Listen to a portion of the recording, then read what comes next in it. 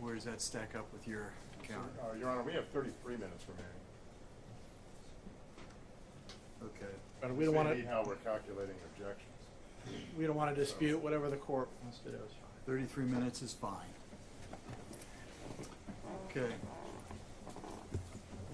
Mr. Valenzuela, let's step over here, sir. Raise your right hand and be sworn.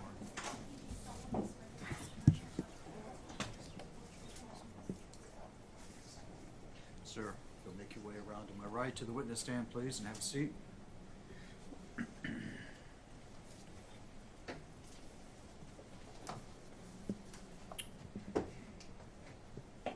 Please proceed as soon as you're ready. Thank you, Your Honor. Good afternoon, Mr. Valenzuela. Can you please state your name for the record? Reynaldo Valenzuela. Can you describe your current employment, please?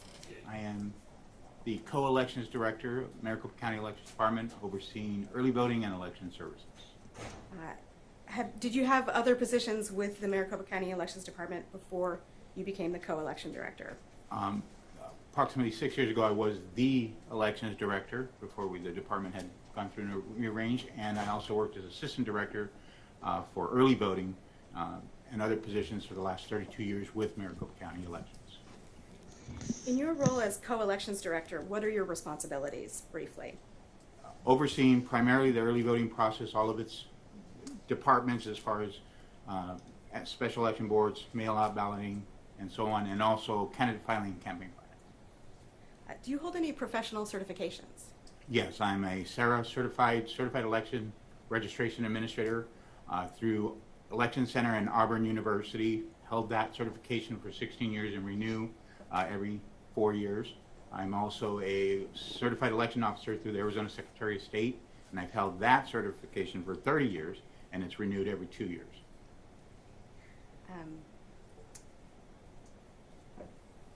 Does Maricopa County's process for receiving and processing early ballot packets come within your responsibility? It is under my purview. Okay. And you may note that I just said early ballot packets. Can you explain why you call them packets and not ballots? Absolutely. So in our department, the early voting department, that is our preferred term, because I know a lot of folks, as far as lay folks, would say that ballot was inserted in the drop box. That ballot, and in fact, it's not the ballot, it's the packet that has to undergo scrutiny, verification, and validation. So our department, the early voting department, calls them packets because that's exactly what they are until they undergo that verification process to become a ballot that could be tabulated. So at the front end, how does a voter get an early ballot in the mail? So there's multiple ways a voter can get. Obviously, they can get it request to get it by mail. They can get it early in person. They can also get it election day. And there is that process, again, by which the mail process is probably the predominant process that most get early ballot. And when a voter receives a ballot by mail, how do you know that that's going to a registered voter? Well, early voting is reliant on the voter registration. Voter registration is a vetted process where the registered voter is verified through multiple statewide database that says that we check it against motor vehicles, we check it against INS, we check it against SSN, vital statistics, all of those things to come back. Once that voter is put on the registration rolls, we verify their address through sending them a return service requested registration card. But why I mention that is because then that vetted voter is put and eligible for a early ballot, which is then created utilizing that record and a specific unique piece ID that is created for every election for that particular voter for that early ballot pack. And does that piece ID appear on the affidavit envelope in which a person would return an early ballot to the county? It does. And what are the different ways that the county gets early ballots from voters?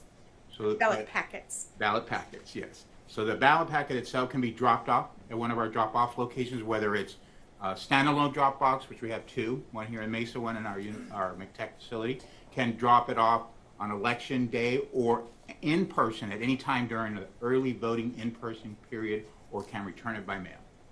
Before you ask the next question, I just noticed you speak quickly, Mr. Valenzuela. That may be a little bit difficult. difficult for the court reporter to follow if you could just slow down slightly, sir. Yes, sir. Mr. Valenzuela, you just mentioned one of the ways that voters can return early ballot packets is by delivering them to vote centers or drop boxes. How do those ballots that have been delivered to a drop box or vote center during early voting, how does the county get those back to the central count facility? So we do have a courier process by which we assign two individuals of bipartisan differing parties, a Dem and a Rep is it specifically, and those individuals will visit the site, whether it be a standalone Dropbox, a city clerk that is assigned to be a Dropbox only, and or an early voting in-person site, and those couriers would present themselves, they would, those bipartisan couriers, to the clerk, city town clerk, or the inspector at the polling place or vote center, and that they would begin that process of emptying that sealed blue box that is present for collection of those ballots or packets. Okay, and you said when you say emptying those boxes, that's emptying them at the site where the early voting site or at the drop box. That is correct. So they would if they have a process by which, and I can delineate it is as short as possible, but it is a secure process where they're filling out logs, a early voting ballot transfer receipt that is documenting seals, documenting the transfer of those into a secure cage that is sealed and brought back to our McTech facility. And if we could bring up Exhibit 20.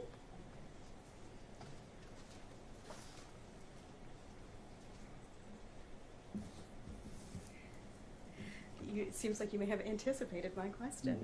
Is this document what you just described as the early voting transport statement? It is. And do these statements contain information about how many ballot packets the county received from the vote center or drop box? It does, but it is after receipt at McTech. But it does indeed have that in the transport receipt section. So towards the bottom of that document. Correct. Where it says count of ballots in transport bin. Correct. At this time, Your Honor, I would move to admit Exhibit 20. Objection? No objection, Your Honor. 20 submitted.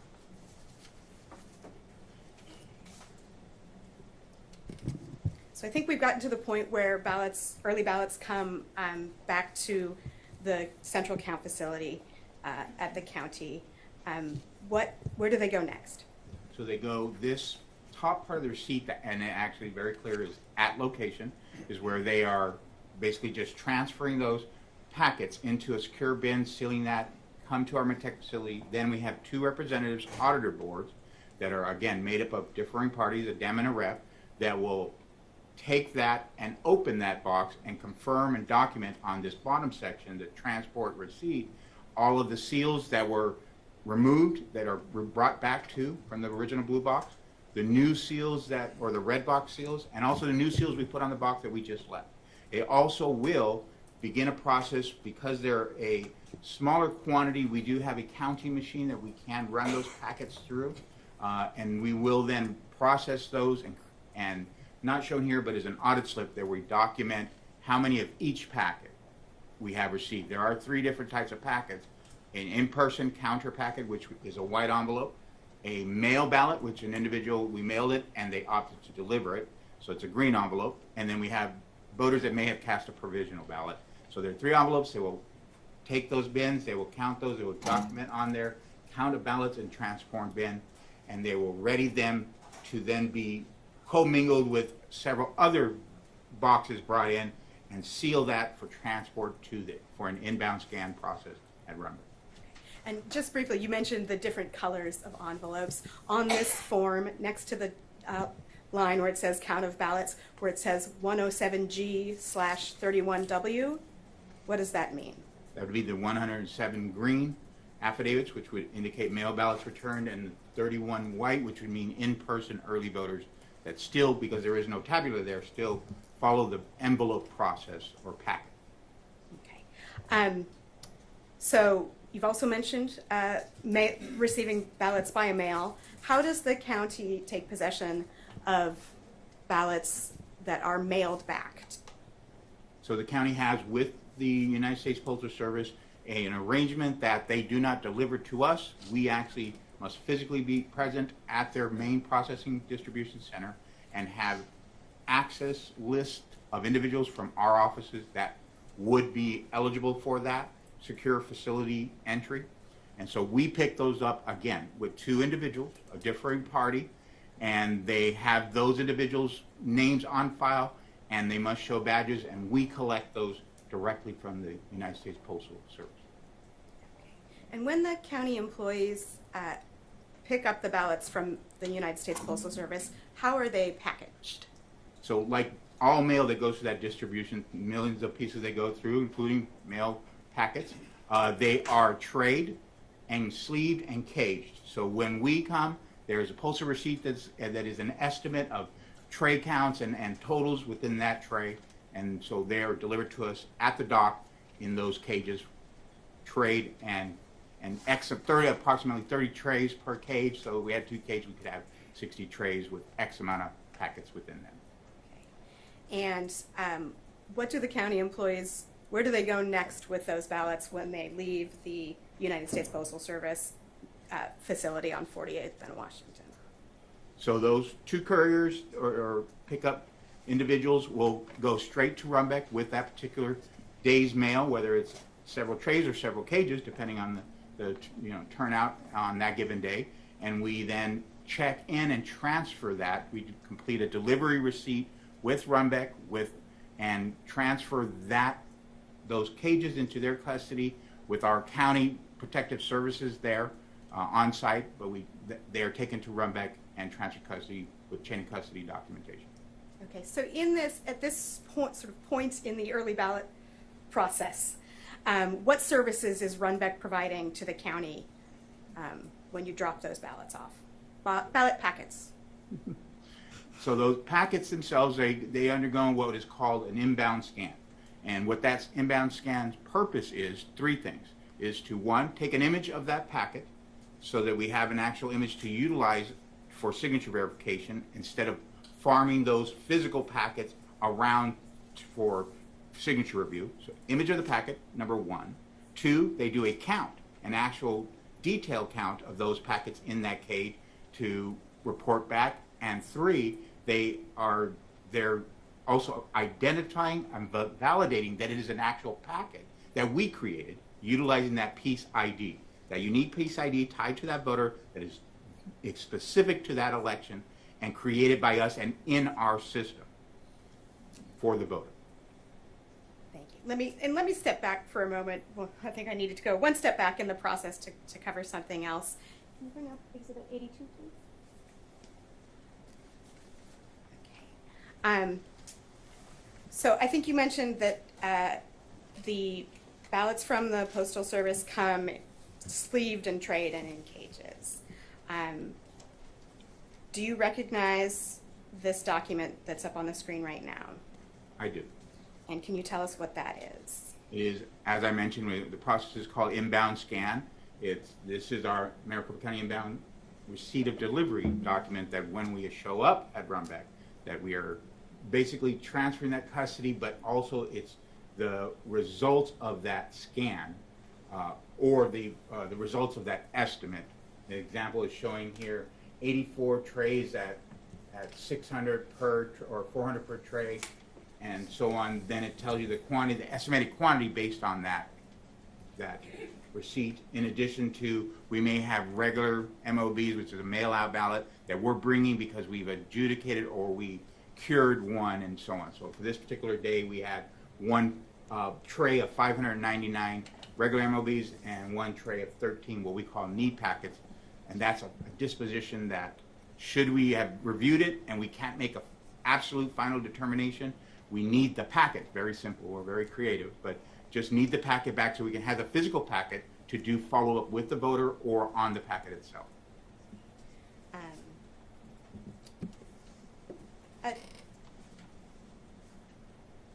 So we've mentioned that there are estimates when you receive the ballots from the USPS.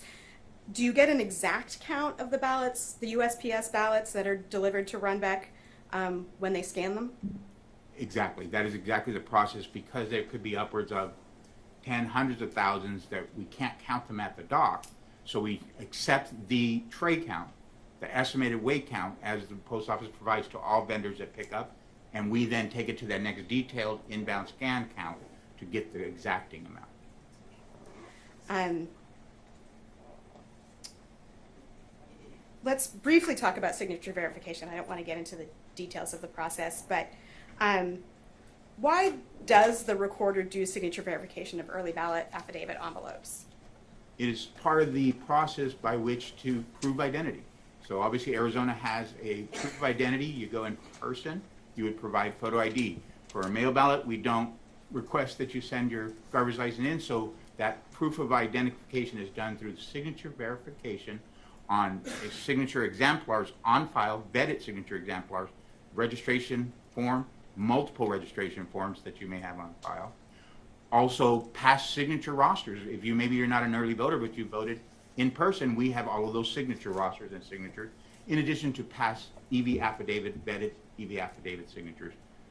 As an example, I myself, in showing this, when we train, I have close to 32 different exemplars from all the times I voted and or registration forms. And just for the sake of clarity on the record, when you say EV affidavit, what does that mean?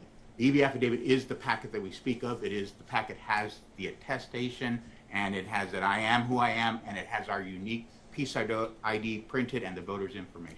And EV stands for? Early voting. And it's what the general public commonly knows as the envelope. The green envelope if they get it by mail. Does every early ballot that the county eventually tabulates go through the signature verification process? 100%. They cannot make it to the next phase. There's multiple bipartisan phases in between. They can't make it to the processing phase, made up of bipartisan boards who are auditing that tray report that says we've made these good, we've made these bad, we've made these need packet, whatever it may be, but the good six to get to tabulation must be signature verified.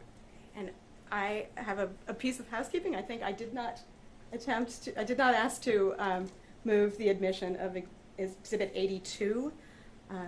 Your Honor, I would at this time move admission of that exhibit. No objection, Your Honor. 82 submitted. Has the county ever authorized Runbeck to allow its employees to deliver their own early ballot packets directly to Runbeck? No. And are you aware of Runbeck allowing its employees to do so in the past? No.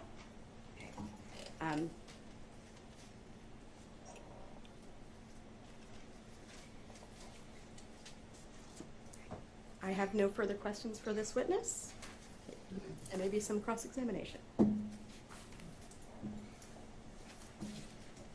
Mr. Will that be, Valenzuela, do you have anything to do? I was asking you who it would be. Oh, You've answered my question. Mr. Blum. sorry, Your Honor. Mr. Valenzuela, isn't it true that no Maricopa County employees operate Runbeck equipment? No, correct. Okay. So isn't it true then that you farm out the counting of ballots to Runbeck on election day? We do not. You We do do not? not count ballots. They count packets. I think you just said you accept the mail, the U.S. Postal Service's weight receipt? We don't utilize that for a final count.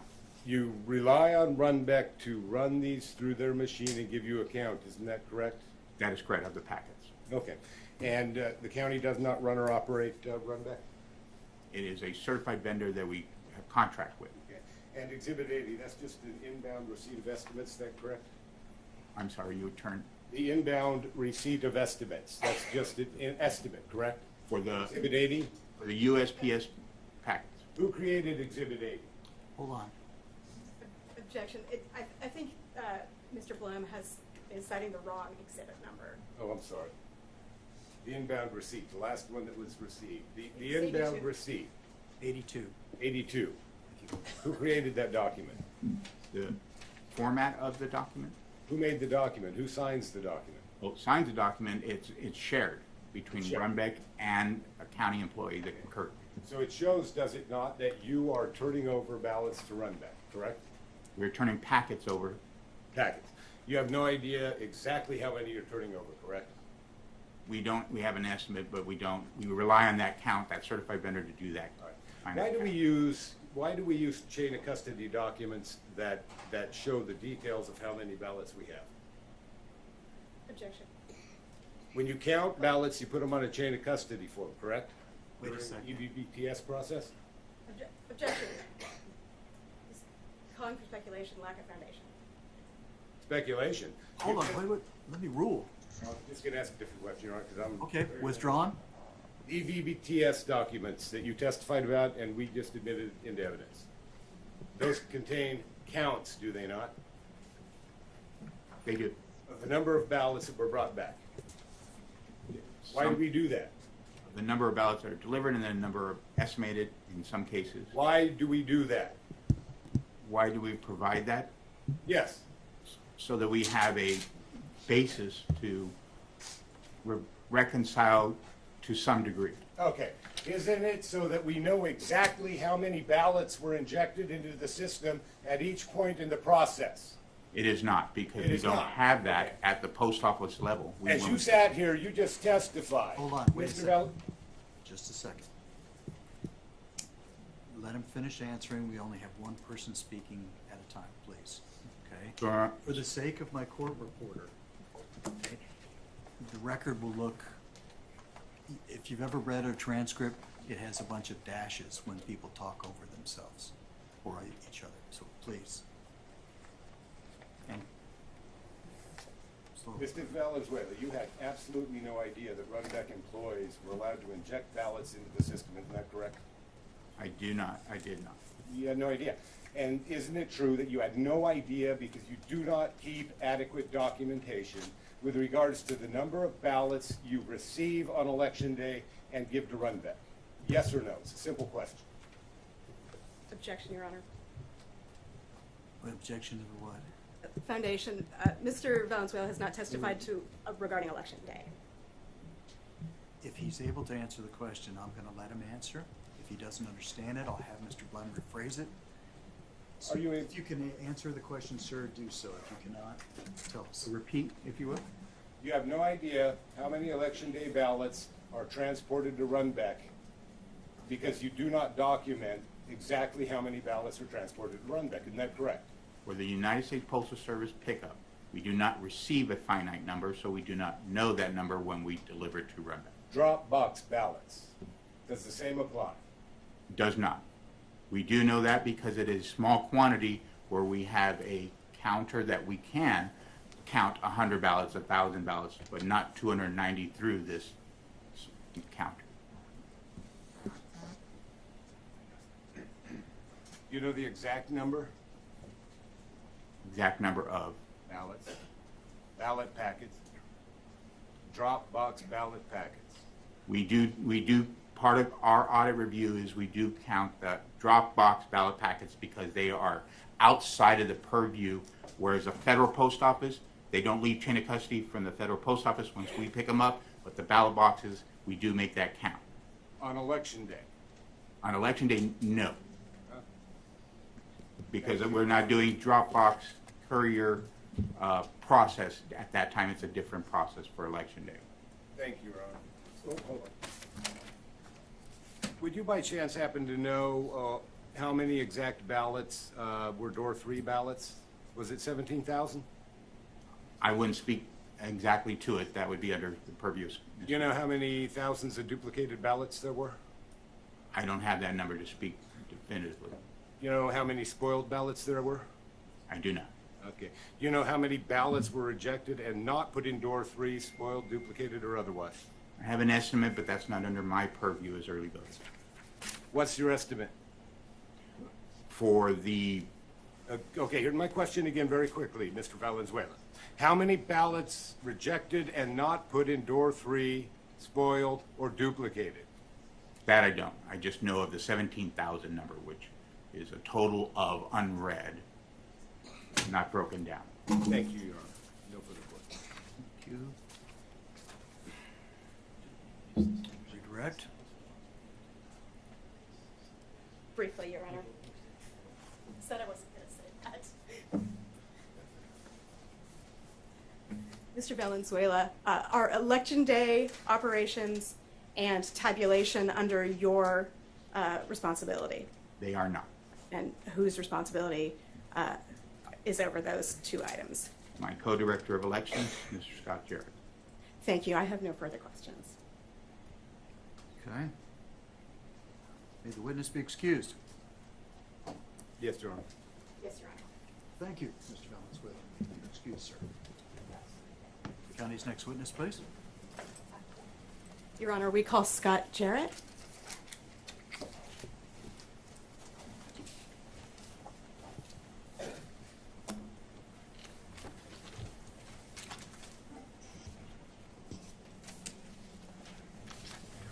Take a stand.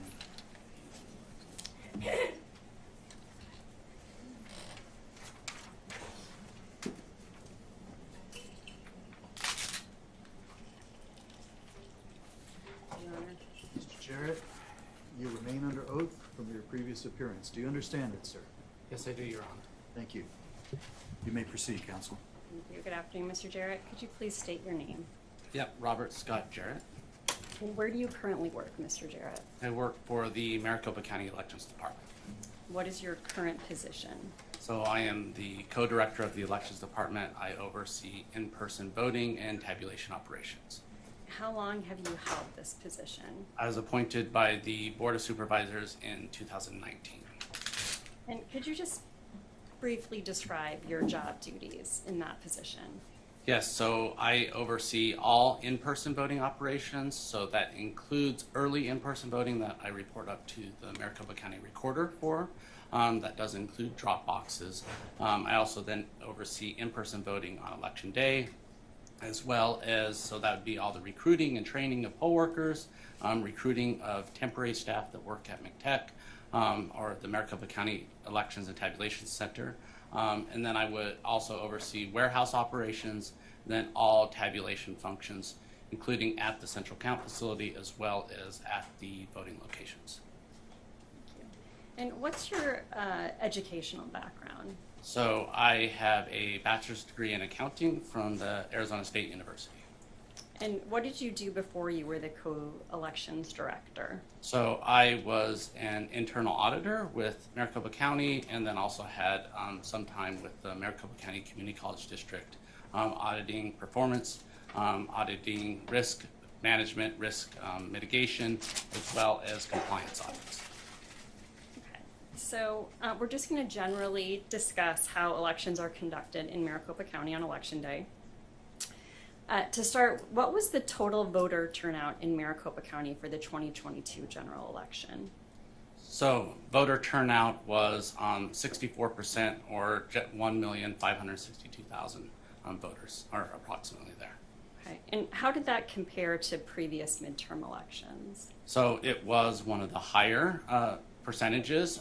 If you go back for several decades, all the way back to the 70s, it was actually the second highest as far as voter turnout. 2018 only exceeded it by a small percentage. And then even more recently, the average of the three midterm elections was about 54%, so that'd be 2018, 2014, and then 2010. So turnout in 2022 was about 10 percentage points higher. So we've talked about vote centers. Just briefly explain how the vote center model works. Yes, so a vote center model works is it allows a voter to vote at any location that Maricopa County is offering. We offered 223 vote centers in the 2022 November general election. That was an increase over the August primary, which we had 210.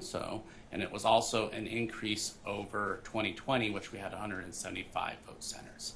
So we're able to offer that option through our Sitebook check-in station.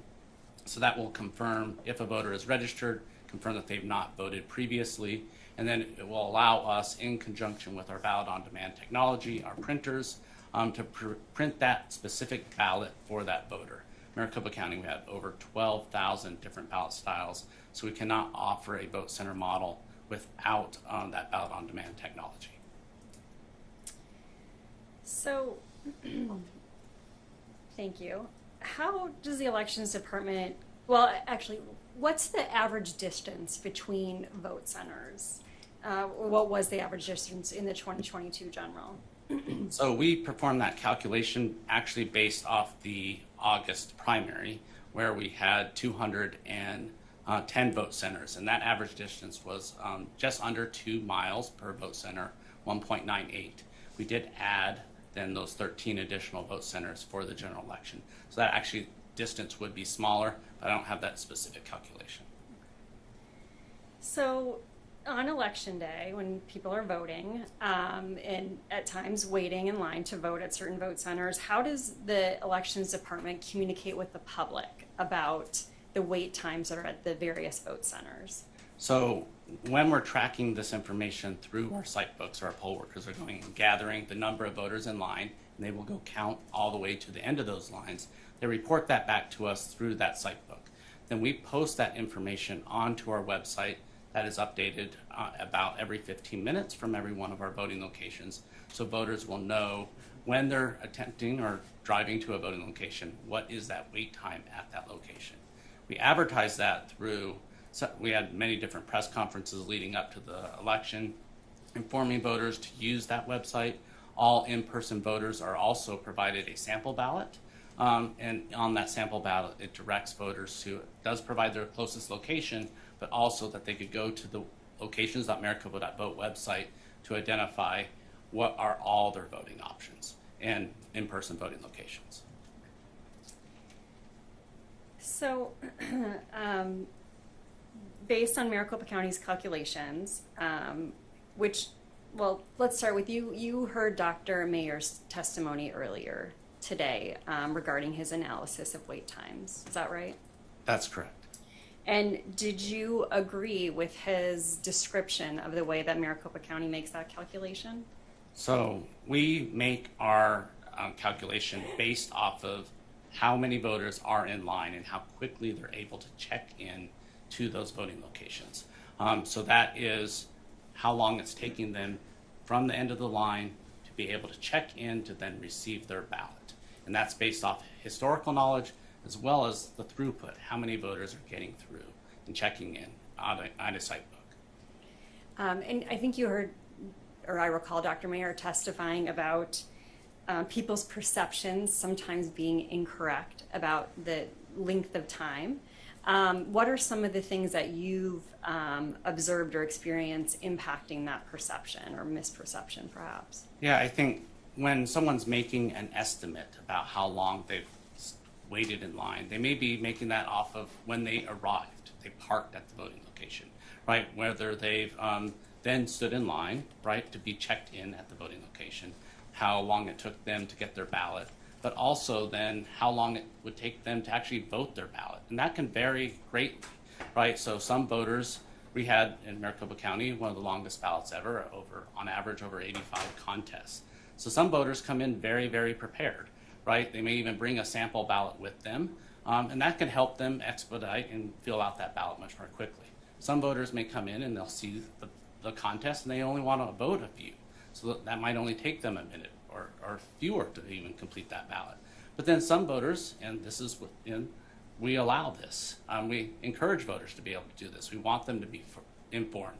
So they will go get a publicity pamphlet, and they may investigate and read all the different information about each individual contest, and then make their decisions in that voting booth. For example, one day in early voting, we had a voter show up. Our voting location closed at 5. They showed up at about shortly before 4 p.m. And that voter didn't end up leaving the voting booth until close to 7 p.m. So they did not wait in any line to check in. They did not wait in any line to get their ballot printed out of a ballot on demand printer, but they spent several hours in the voting booth completing their ballot, then to put that into an affidavit envelope to be returned to the elections department. So when the voters calculate the time that they spent voting, it's all based on some of their choices, their own choices that they make, and how long they're going to complete their ballot, or whether they're going to put their ballot into a tabulator or drop it into door number 3, a secure ballot box.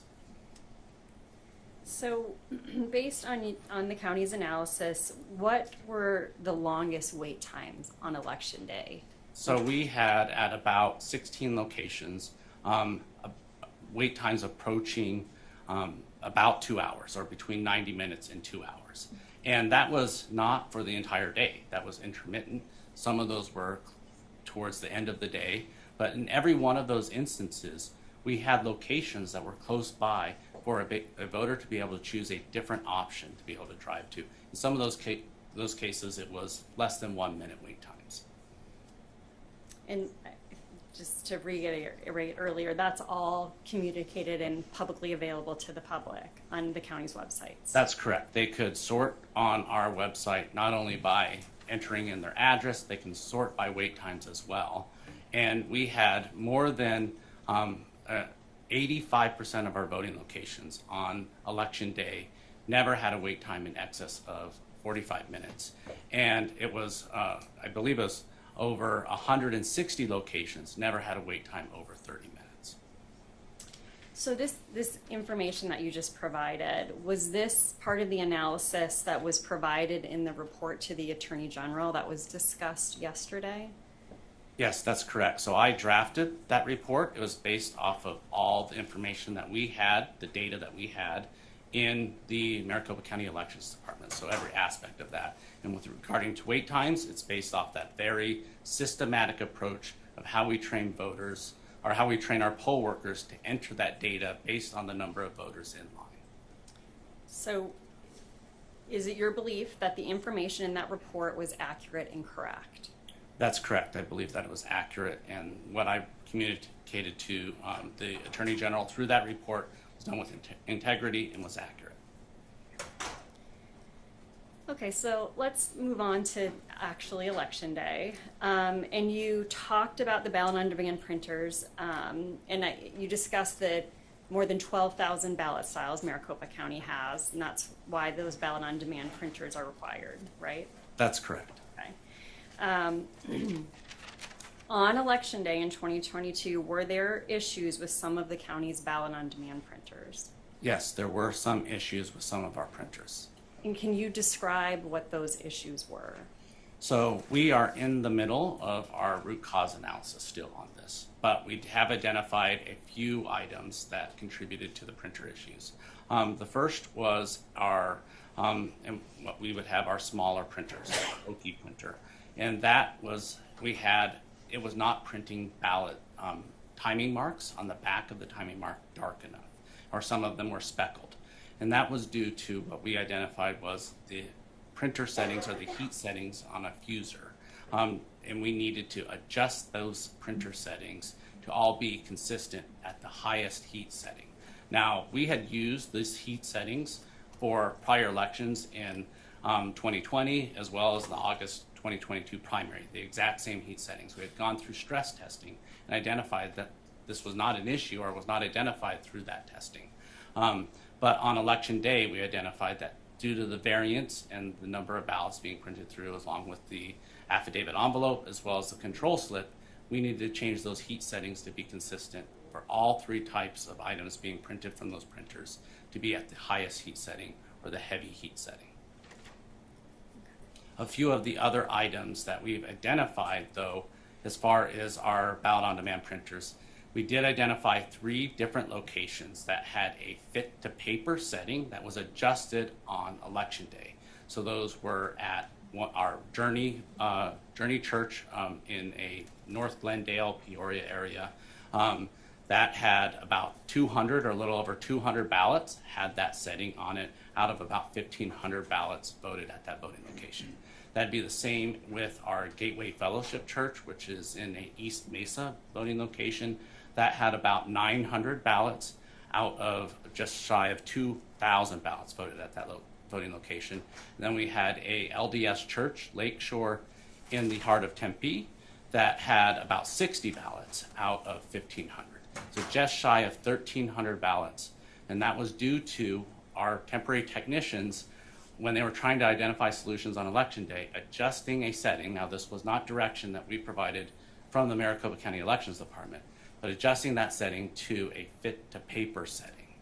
And that was one of the vote centers that was reviewed in the inspection by the plaintiffs in this trial on Monday. So that, Or was that Tuesday? I forget the day. I've been working Wednesday, every day Oh, through the weekend. right. So if I'm understanding you, on election day, when there was troubleshooting trying to identify this ballot on demand printer issue, one of the TTACs or some of the TTACs adjusted that setting, and that impacted some of the ballots that were cast at those 3 locations. Is that right? That's correct, and that was not a 19-inch ballot, right? When that happens, it's a 20-inch ballot, a definition of a 20-inch ballot that's loaded on the laptop that is connected to the ballot on demand printer that gets printed onto then a 20-inch piece of paper, but because of the fit to paper setting, it actually shrinks the size of that ballot. And then that ballot would not be tabulated on site at the voting location, and it also could not be tabulated on site at Central County. So if it couldn't be tabulated at the voting location and at central count through the regular tabulators, what happened to those ballots? So those ballots came back to the central count facility, and then we had hired duplication boards, a bipartisan team, Republicans and Democrats, to duplicate that ballot. So they first affix a marrying number to that ballot. So that would then be able to identify that ballot back to then the ballot that gets duplicated on site at the elections department. So we can marry those two up, and all the votes get transferred to the duplicated ballot that gets counted and tabulated. So ultimately, all of those ballots were tabulated. That's correct. So just to sort of close the loop on this, there were heat settings that have been identified so far in your investigation. There were the TTACs who had changed to the fit-to-page setting, and that impacted some of the ballots that were printed on election day. Were there any other issues that you discovered at this point that impacted the ability for some tabulators at vote centers to be able to read ballots that were cast on election day? Yeah, so there's a few other instances that we've identified. One is the use of a very thin writing utensil, such as a ballpoint pen, and then voters using check marks or X's. And that is because our precinct-based tabulators, our vote center tabulators that are on site, they cannot read an ambiguous mark, right? So if a voter has an ambiguous mark on their ballot, the tabulator alerts the voter there is an ambiguous mark, right? And then that voter was given the option to either spoil that ballot and vote a new ballot, or to put that ballot into the secure door number 3, the drop box. So then that can be then returned to the elections department and duplicated. So we did identify about 10% of those door number 3 ballots were the cause of having an ambiguous mark on the ballot. We also did identify in our door number 3 as well some early ballots that were inserted into that. So that is an indication that a voter took their early ballot out of the affidavit envelope, attempted to insert those into the vote center tabulator, which is not unusual. That happens every election. We also identified a few provisional ballots as well. So that's when a voter would be issued a provisional ballot on site. They take it out of the envelope and then attempt to insert that into the tabulator as well. So our poll workers are trained not to look at the voter's ballot, see how that they voted, but they work with the voter to identify, okay, this ballot's not reading, and then if they were issued a provisional, ask them, where's your affidavit envelope? You need to insert that into the affidavit envelope. But at that point in time, it becomes the voter's choice. Do they want to insert it back into the affidavit envelope? Do they want to drop it into door number 3? And to be clear, can the on-site, I think you've testified to this, but just to be clear, can the on-site tabulators read early ballots? They cannot read early ballots or provisional ballots. They're specifically programmed not to read those ballots as a control measure to prevent double voting. So we've talked now about the issue that arose. I want to talk a little bit about sort of the timing of when you learned that this was happening and in the process that the county took to try and identify a resolution that you said was identified. At about what point in the day did you learn that there were some issues with tabulation? We received our first call from our first vote centers starting about 6:20 to 6:30. And at that point in time, once we started receiving those calls, we alerted the poll workers to follow their training, which was to, and a couple options. One was to have those voters and give them the option to drop their ballot into that secure door number 3, our drop box, a practice that we've used in Maricopa County since the 90s, right? Ever since we first introduced on-site tabulators at those voting locations. Again, voters being able to put their ballots in that secure drop box there's 15 counties in Maricopa County, 8 of them. So, and if you go to the 5 largest counties in Arizona, Pima County, and slightly Democratic leaning. You look at Pinal County, the 3rd largest, slightly Republican leaning. You look at Yavapai County, again slightly Republican leaning, and Mojave County. All of those don't offer on-site tabulation. They only offer a secure ballot drop box. So we alerted our voters to be able to, or our poll workers, remind voters that they have that option to drop off their ballot in that secure ballot drop box. We also reminded them that they can have those voters spoil that ballot, check in again, get a new ballot. And then we also had implemented a cleaning procedure for this election for our troubleshooters. And so we had some of our troubleshooters start cleaning those precinct-based tabulators. So that was right away at about that 6:20 to 6:30 point. We also deployed T-techs, or technicians, out into the field. We had over 90 of them deployed on election day, and they started investigating and troubleshooting the issue. So that took us about a couple hours to rule out that it was not a tabulator issue. So at that point in time, those first couple hours, was it a tabulator issue? Was it a printer issue? We started getting reports back by about 8:30 that it was the timing marks on the ballots themselves, that they were not printed dark enough. So at that point in time, we needed to determine why that was, because all of our stress testing at that point in time had never identified this as being an issue. So once we went through and were investigating that, we were working with our print vendor. They had members out in the field deployed as well. We also had members from our tabulation company out in the field investigating as well. So by about 10:15, we identified the solution, or a potential solution, and that was to change those heat settings. At that point in time, we needed to replicate it. So then it took us about another hour at several different sites to replicate that would be the solution on election day. Once we had identified that solution, between then, I think it was around 11:30, all the way through 7 p.m., which that's the time that's referenced in the Attorney General's report, the 7 p.m. timeline, we were making and going out and changing those heat settings on those tabulators. So just to take a step back, some of the vote centers at Maricopa County are also early voting locations, is that right? That's correct. We use a phased in opening approach for our vote centers. So why is it that this issue with the ballot on demand printers wouldn't have been discovered through the early voting process? Well, because we didn't have any on-site tabulators at any of our early voting locations. So all of the timing marks that were printed, so the lighter timing marks, all of those were able to actually be read through our central count tabulation equipment. So during early voting, a voter puts in their ballot into an affidavit envelope and brings it back to central count. Those get then run through our central count tabulation equipment. So those were running fine. We had no issues.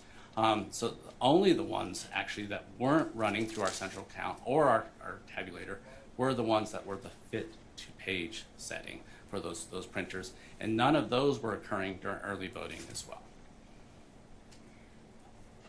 So, Mr. Jarrett, do you have any reason to believe that the issues that occurred on election day with some ballot on demand printers was caused by intentional misconduct? I have no knowledge or no reason to believe that. Okay, we're gonna switch gears a little and talk about chain of custody documents. So you heard Mr. Valenzuela talking about the early ballot transport statements. You're familiar with those documents, correct? That's correct, because I oversee the in-person voting operations. And what are, just to reiterate, what are those documents used for?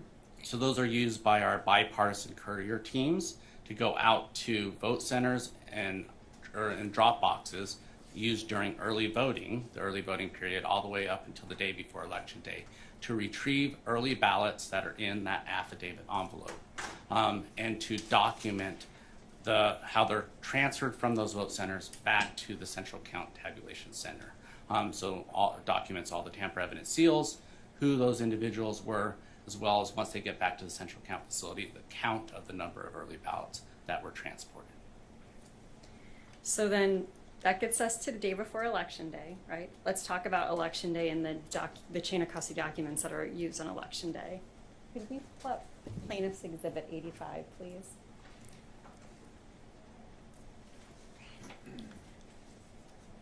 So I believe, Your Honor, that this has already been admitted into evidence. I believe you're correct.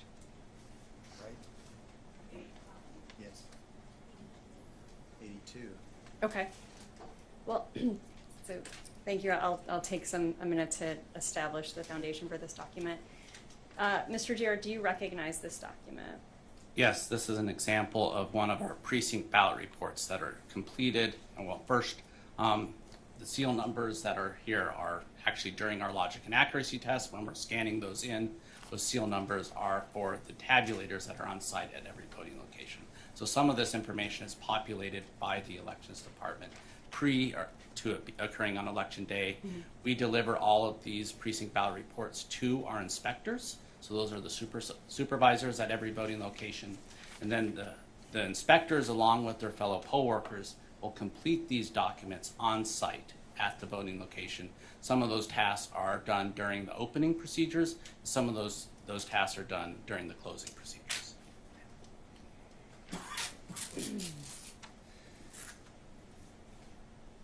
So let's walk through section by section what's on here.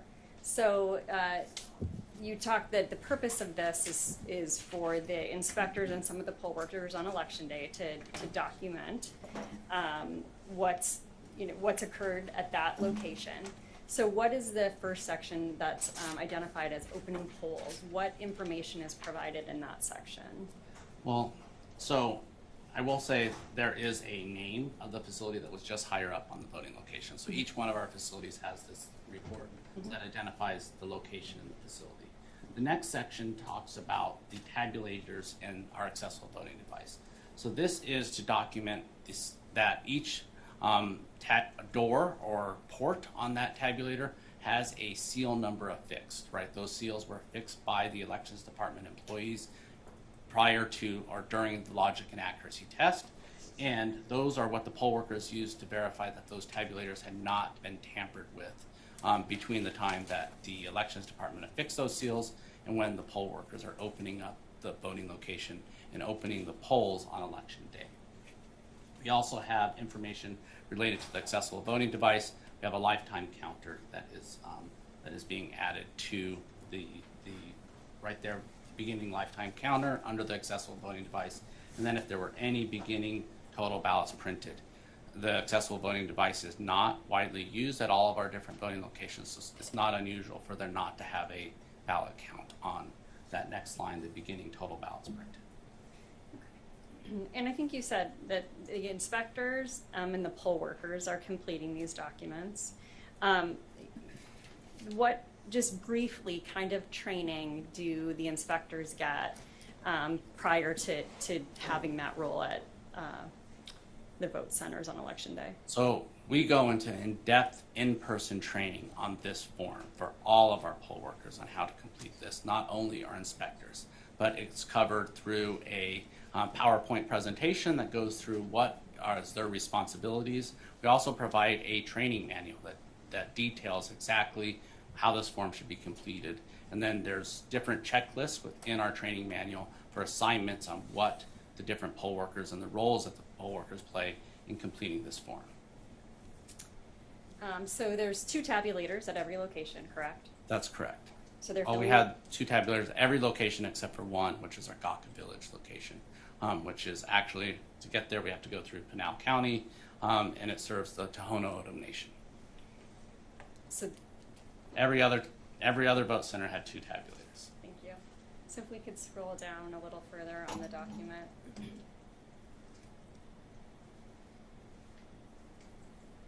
So let's talk about the closing polls section in the middle.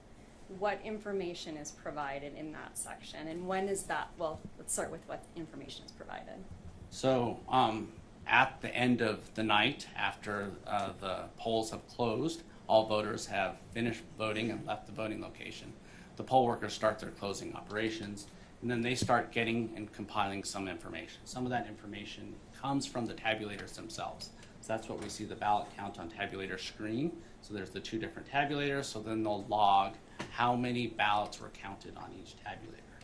They'll then check off as they're performing some specific tasks, whether they've removed the memory cards.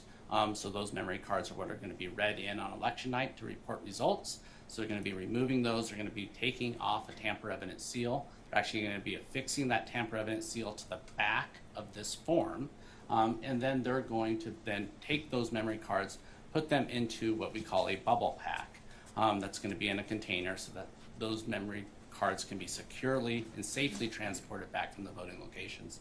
After both memory cards from the 2 different tabulators on site are in those bubble packs, those are then affixed with a tamper evidence seal as well, which is logged here. And that, I believe, is the second or the next page of this exhibit. The under seals, is that what you're describing? That's correct. So they take the actual seal itself and then they'll fix it to the back of the form.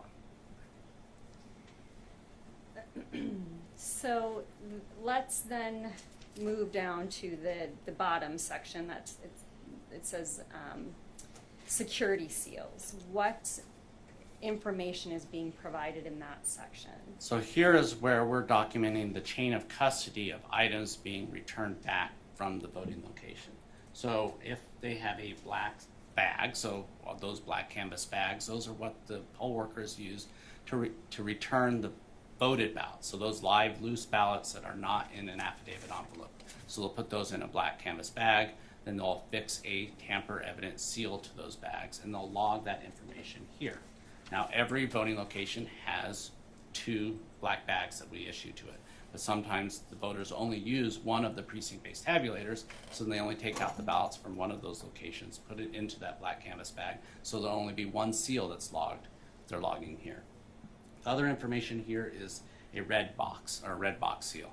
So those are the forms that are being returned to us from the voting location.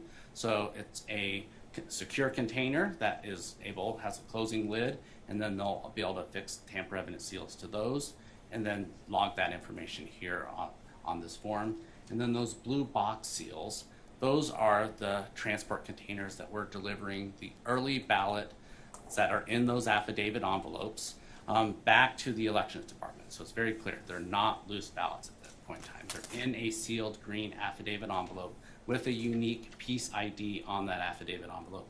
Those go into these blue bins and they get logged.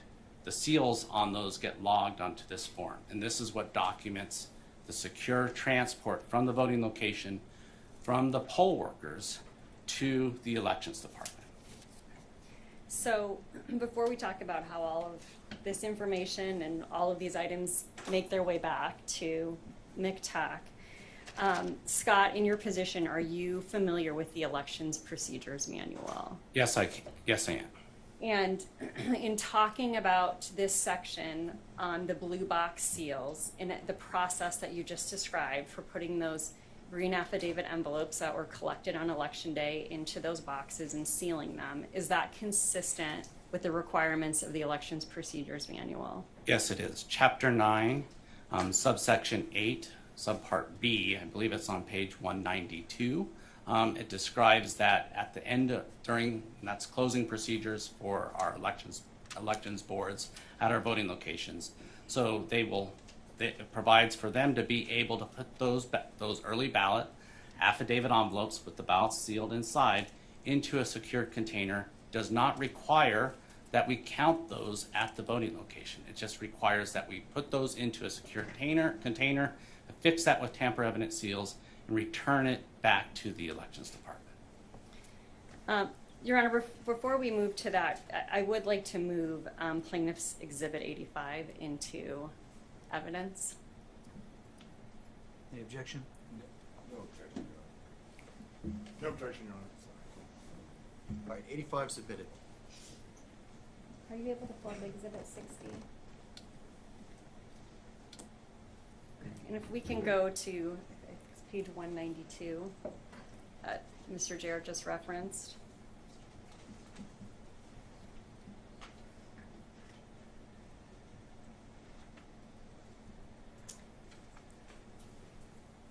So, Mr. Jarrett, is this the section that you were referring to?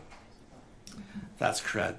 Correct. That's Part B, Election Board Closeout Duties. And if you go, so you can see that on the left, page 192, on the right, page 193, it's actually that bullet G, the number of early ballots received by the voting location. So it has to, we document that on the, what we call our precinct ballot report, unless the ballots are transported in a secure, sealed transport container to the central county place. And that's the practice of Maricopa County. That's correct. So, once the form is completed, what happens next with the items that are documented on there and the forms? So those secure containers will then be transported one of two ways. One will be by the poll workers directly to McTech, our central counting facility, if it's one of the locations that's close by the central counting facility. So most of those are within central Phoenix. If it is a more remote location, then we set up a receiving site that has sheriff deputies on site. We have bipartisan teams. We have truck drivers at those voting locations. So, and then those would be receiving sites where the poll workers then will deliver all the items, including the ballots, those loose ballots that are in a black canvas bag that are sealed, the memory cards, the red transport containers, and the blue transport containers. Once those arrive on site, we have bipartisan teams filling out chain of custody documents, receiving all of those items, so documenting them coming into that receiving site. We're also then, for the first time now, scanning those items. So all those tamper-evident seals have a little barcode that can be scanned. So we're scanning all of those items as they're coming in from the voting location to the receiving site. They get loaded up, so all of the different receiving sites that are close by. So if we have one like at Surprise City Hall, all the voting locations that are close by Surprise City Hall drive there, deliver their items. Those will then be escorted from two different patrol deputies from the Maricopa County Sheriff's Office, those trucks, all the way back to McTech. Once they arrive back at McTech, we're then scanning in all of those seals again, documenting that transfer of chain of custody from the truck drivers to McTech. Then once all of those seals are scanned, then for those early ballots that are in those blue transport containers, we send them through our bipartisan teams, which we call our blue line. So that's where those seals will finally be broken once they get to the Elections Department. And then we will begin sorting them. So what will be in there are green affidavit envelopes, so those would be any of the early ballot drop-offs. There could be some of those white envelopes, those counter ballots that were still there from the night before, so on that Monday, during emergency voting, if voters had participated. Or there could be provisional ballots in all of those. So that blue line team is now sorting those into different mail trays by ballot type. So, and then those will then be going into secure cages. So, and in those secure cages, we're able to estimate and provide an estimate of the number of ballots that are in each of those trays, as well as those secure cages.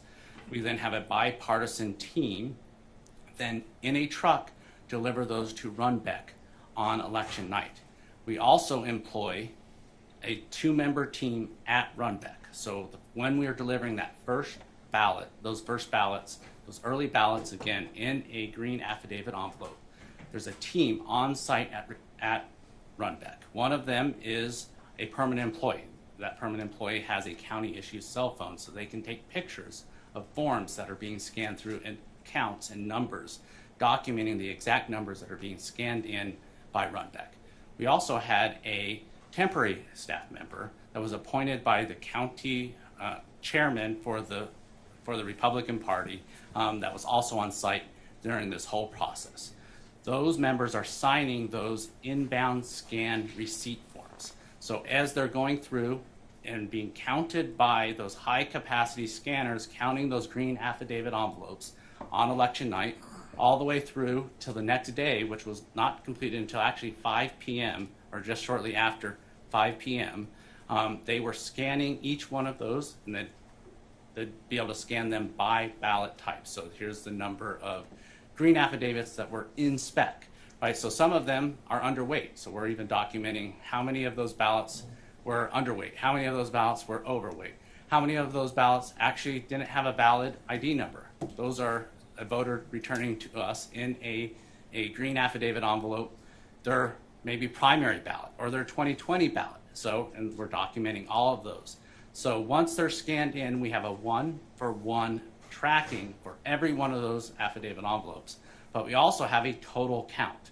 And we had a total count of 291,890 early ballots scanned in, and the elections department with our vendor, best-in-class vendor, Runbeck, certified vendor, was performing those counts under the direct supervision and observation of Maricopa County employees. And we signed every single one of those inbound scan forms as they were coming in. They documented the start time of the scan, they documented the end time of the scan. That's how we maintain chain of custody for every one of those early ballots all the way through the process until we transferred it over to Runbeck. And then we had a one-for-one, that piece ID on every affidavit envelope. So we would know if a ballot was inserted or rejected or lost in any one part of that process, we would know it. Thank you, Scott. So I just want to be clear on the numbers. So these 291,890 are the number of early ballot packets that came in on election night. Is that right? That's correct. So in earlier, Mr. Valenzuela talked about the need to use the high-speed scanners at Runbeck to be able to process a number that high. Is that correct? That's correct, and that's why we had a team, right, following that chain of custody all the way through the process until we got to Runbeck, and then even at Runbeck, we had teams hired by Maricopa County to maintain that custody until it was transferred and we had an actual count of those ballots. So could we pull up Defendants Exhibit 33, please?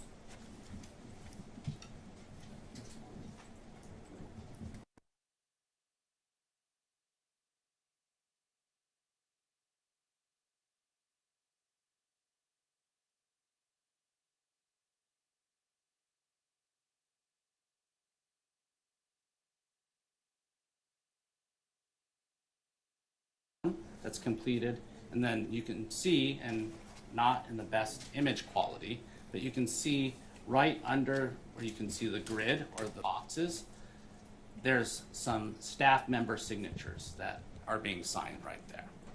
And those are the Maricopa County employees. Thank you. Sorry, just a little housekeeping, Your Honor. Did we admit Exhibit 85? The plaintiff's Exhibit 85, I believe.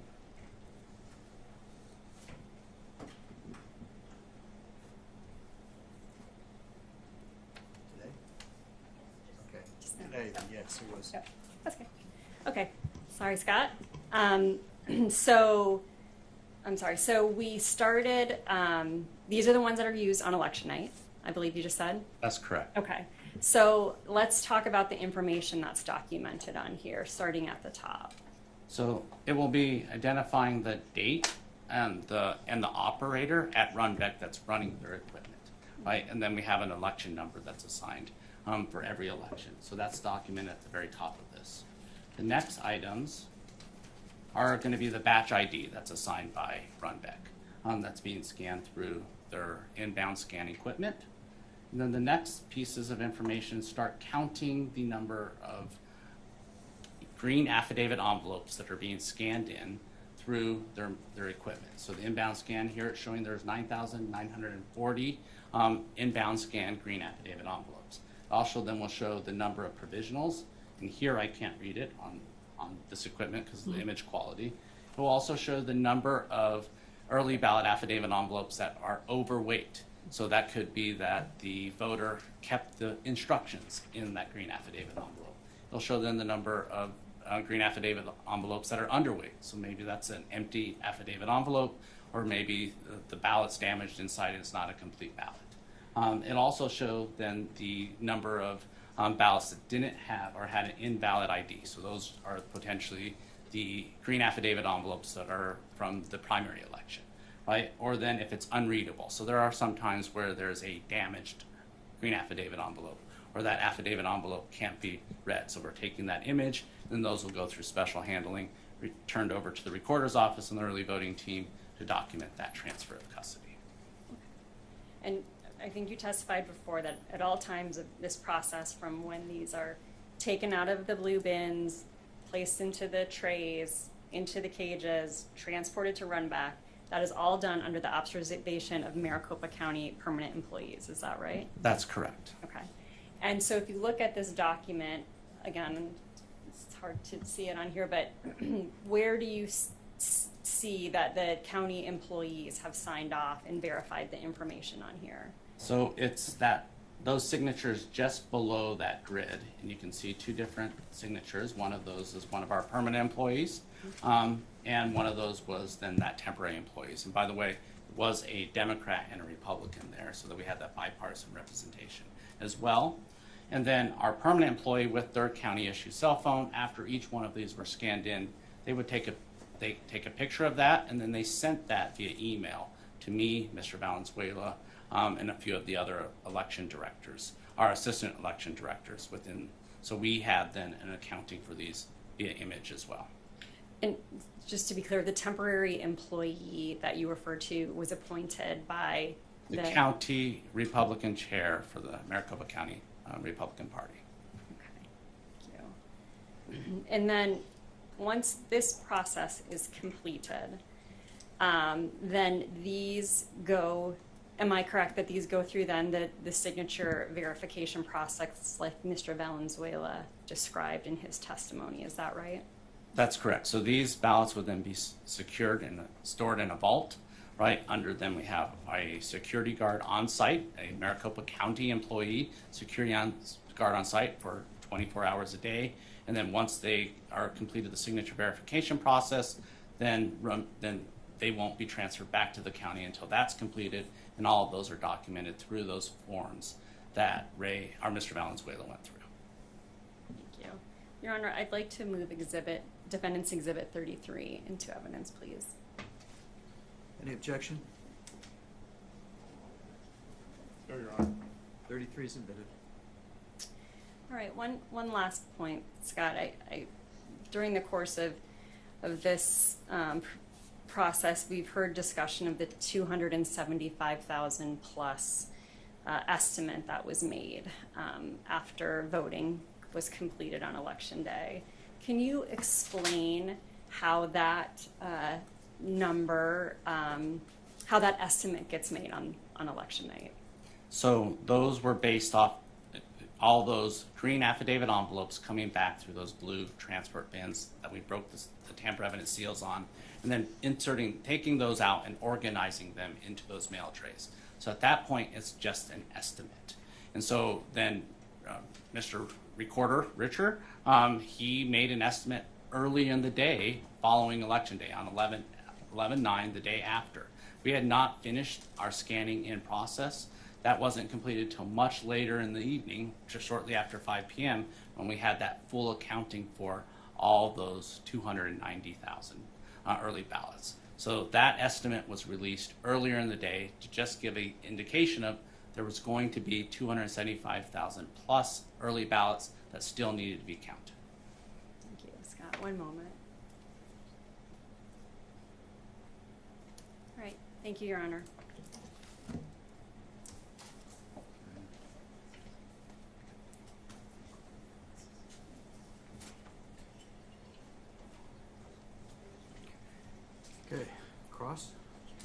Yes, Your Honor. Mr. Jarrett, do you recall your testimony yesterday? Yes, I do. And yesterday you testified that a 19-inch ballot image being imprinted on a 20-inch ballot did not happen in the 2022 general election. Did you recall that? Yes, I recall that there was not a 19 ballot definition in the 2022 general election. But that wasn't my question, sir. I asked you specifically about a 19-inch ballot image being imprinted on a 20-inch piece of paper. So are you changing your testimony now with respect to that? No, I'm not. I don't know the exact measurements of a fit to paper printing. I know that it just creates a slightly smaller image of a 20-inch image on a 20-inch paper ballot. Slightly smaller image. How come you didn't mention that yesterday? I wasn't asked about that. Well, I was asking you, is 19 inches smaller than 20 inches? It is, isn't it? Sure. Yes. So when I said, asked you questions about a 19-inch ballot image being imprinted on a 20-inch piece of paper, and you denied that that happened in the 2022 general election, did you not think it would be relevant to say, hey, by the way, there was this print image issue that we discovered? Your Honor, I object. The council is misstating Mr. Jarrett's testimony from yesterday. Okay. Once again, if he's able to understand the question and answer it, he can do so. If you don't understand it or you need it rephrased, you can do that as well, Mr. Jarrett. If you're able to answer, please do so. What I recall from yesterday's questioning was that there was a 19-inch definition, which that did not occur, ballot definition. So if your testimony reflects my question, or strike that, if the back and forth between our question and answer shows me asking you specifically about a 19-inch ballot image being printed on a 20-inch piece of paper, you are now saying that you interpreted that as a ballot definition issue? Yes, that's correct. And you wouldn't think it would be relevant, even in that circumstance, to say, hey, we learned about this fit to print issue. Did you know about when did you learn about this fit to print issue? When we started doing the audit reconciliation of those door 3 ballots, we identified some of those ballots had then a fit to paper issue. And when was that? I don't remember the exact dates, but a few days after Election Day. And who told you about that? Our ballot tabulation team and our audit review team that was then doing the inspection of the door 3 ballots. So, and I believe your testimony was that you discovered this only in 3 vote center locations, correct? That's correct. Okay. So, did you look at the other locations to see if this so-called fit to print issue arose at other locations? We looked at all the door 3 misread ballots that were in the secure door 3, and we didn't identify any of those that a fit to paper issue. Fit to paper issue. So if evidence showed up that there was a 19-inch ballot imprinted on a 20-inch piece of paper out of the Anthem location, that's not one of the locations that you identified, is it? I did not identify that from Anthem.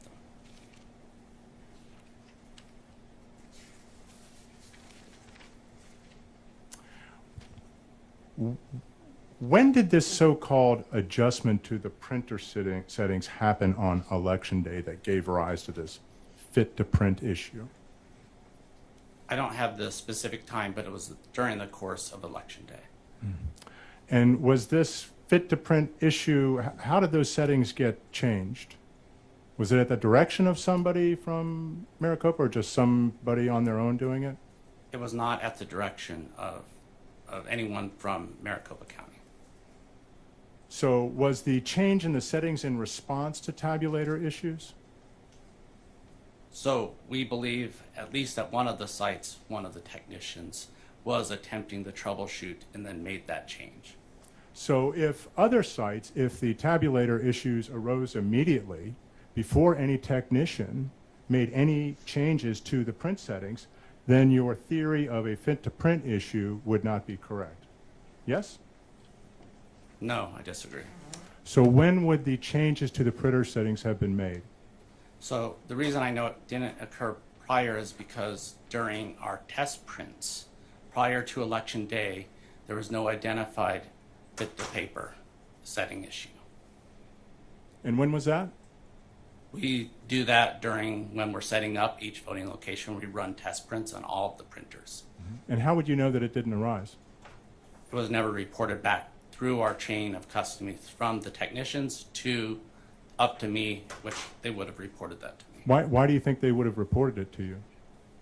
Because I meet with the team routinely and throughout the day, and I've even asked them subsequently, and they've said that they never identified it during any of the setups. So did you have a meeting with all these technicians and ask them this question? I had a meeting with our command center Okay. teams. Were all the technicians asked about this fit-to-print issue? I don't know if all the technicians were. Is there any documentation of any inquiry about this fit-to-print issue? I don't know if there's any documentation. So you said you performed a root cause analysis to determine how these problems arose on election day? We're in the process of performing a root cause analysis. And as part of that root cause analysis, you determined that there was this fit-to-print issue in 3 locations, correct? That's correct. Is there any documentation preceding yesterday's testimony that identifies this issue? As part of, yes, there is some documentation. What documentation? So some of our audit reconciliation forms that identified the 3 locations. And what do those audit reconciliation forms show? They show the number of check-ins from voting locations. They show the number of door 3 ballots, and then notes based off our audit reconciliation. Okay. Does it say fit-to-print issue was the cause, or words to that effect on those forms? It actually is using the term shrink to fit, not fit to Shrink to fit. Shrink to fit. And was that determined to be the cause, or is that was that an assumption as a possibility? It was determined to be the cause for those 3 locations, for the ones that wouldn't be read at the voting location and then be read at central count. And again, you did not mention this in your testimony yesterday, did you? I did not. Did you publish anywhere that there was this shrink to fit issue after the election? We've not. So you didn't tell the public, hey, we've discovered. I mean, you're performing a root cause analysis and you find out that there was this shrink to fit issue that gave rise to problems in the tabulators, and you did not inform the public about this. We're still in the process of our root cause analysis. Okay. With respect to the chain of custody issues that you testified to, does Maricopa County know the exact number of ballots that come in, election day ballots, not early vote ballots? Do they know the number of ballots that come in to MTech on election day? The exact number? Through our memory cards, or what are read in from those memory cards, we have an accounting for what gets reported. And how are those memory cards generated with the ballots? Where do the numbers come from on them? From our vote center tabulators, those on-site tabulators. So every ballot that gets read into a vote center tabulator gets logged, and then those results are read onto that memory card. Before they're sent to the tabulator, aren't the ballots sent up to Runbeck for scanning and processing? Are you referring to election day ballots? Yes. The ones that are tabulated on site? No. They're not tabulated on site. Aren't the ballots envelopes delivered to Runbeck for scanning and processing, and then sent back to MTech? I'm sorry. When you said election day ballots, you didn't say the early ballots that were dropped off on election day, so I misunderstood. So can you repeat your question? The election day ballots, does Maricopa County maintain an exact count of them before they are shipped to Runbeck? So you're referring to, again, the early ballots that are dropped off on election day. Are those the ballots that you're referring to? No, I'm referring to the ballots that come in on election day that are dropped off. I don't understand your question, because the election day ballots, we refer to those as the ballots that are tabulated on site. So I'm asking you, the ones that go to Runbeck are the early ballots that are in the affidavit envelopes that can get transferred to Runbeck. So that's what I'm asking you. Are those the ballots that you're referring to? What about the ballots that are dropped off in drop boxes on election day? Yes, so those are the early ballots in the green affidavit envelopes. Those go to Runbeck to be counted by and then we have a team on site when that counting happens. So Maricopa does not maintain an exact count of those ballots prior to them being transferred to Runbeck. That's not true, You do. because we have employees on site that entire time On site where? at Runbeck. So why would somebody from MTech strike that?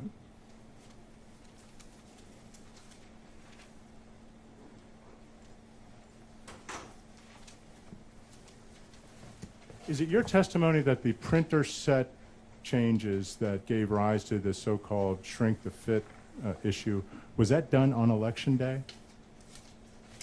That's correct. Thank you. I have no further questions.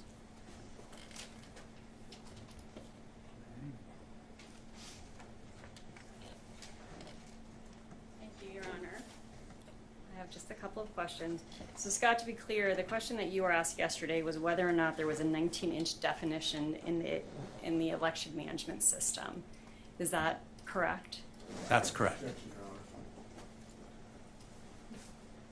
The record will speak for itself in terms of what question he was asking, whether it was asked with the question of the definition. Fair. Overruled, I'll let him answer, and you can both argue. Go ahead. So, Scott, was that your understanding of the question that was being asked of you? Yes, that was my understanding.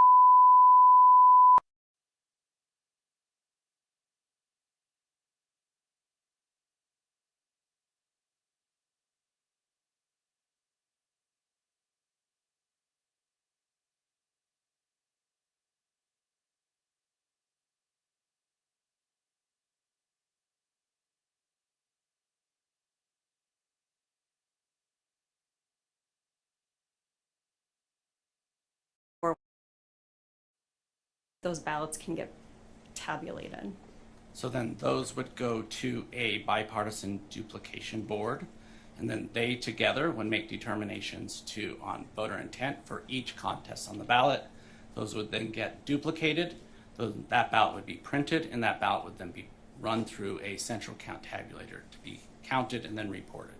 And the bipartisan adjudication board process, is that observed? That is by political parties. Okay.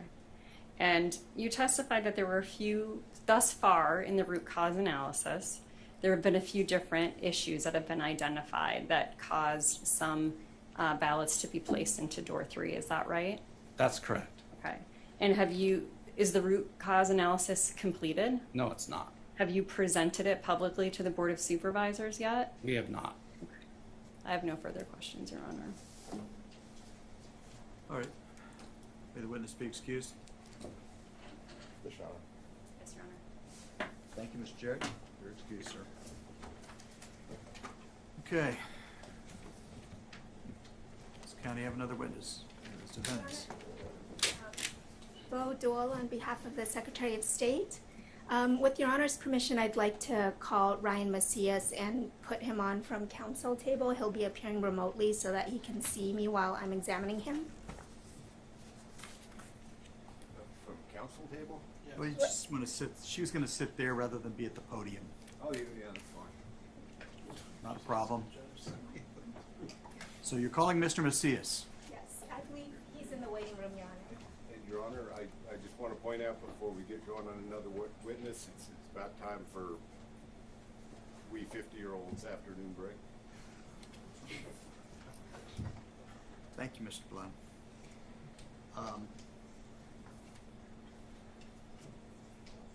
Whether in good shape or not on time, we'll take the 15 minutes right now. Thank you. So we'll come back here at 10 till. All right. Well, hold on a second.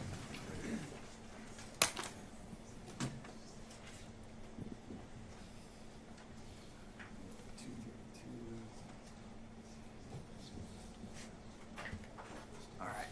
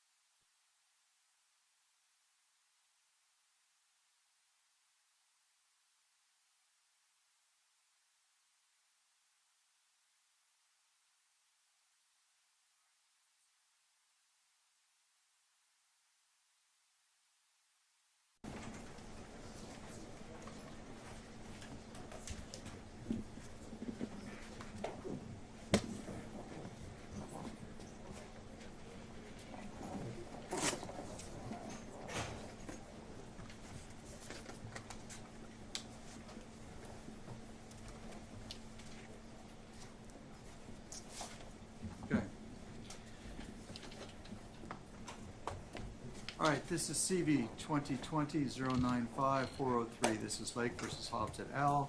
We are continuing on the record, and we have the parties and the representatives present and their respective counsel. I believe the defendants were calling Mr. Macias as a witness. Mr. Macias, can you raise your right hand to be sworn in, sir? You do solemnly swear the testimony you're about to give will be the truth, the whole truth, and nothing but the truth, so help you God? I do. Thank you. Go ahead and proceed. Your Honor, before we get started, I just want to let Your Honor know for planning purposes that this will be the defense's last witness. Good afternoon, Mr. Macias. Please state your full name for the record. Ryan Macias. Thank you for being here, Mr. Macias. Will you please describe your current work and profession?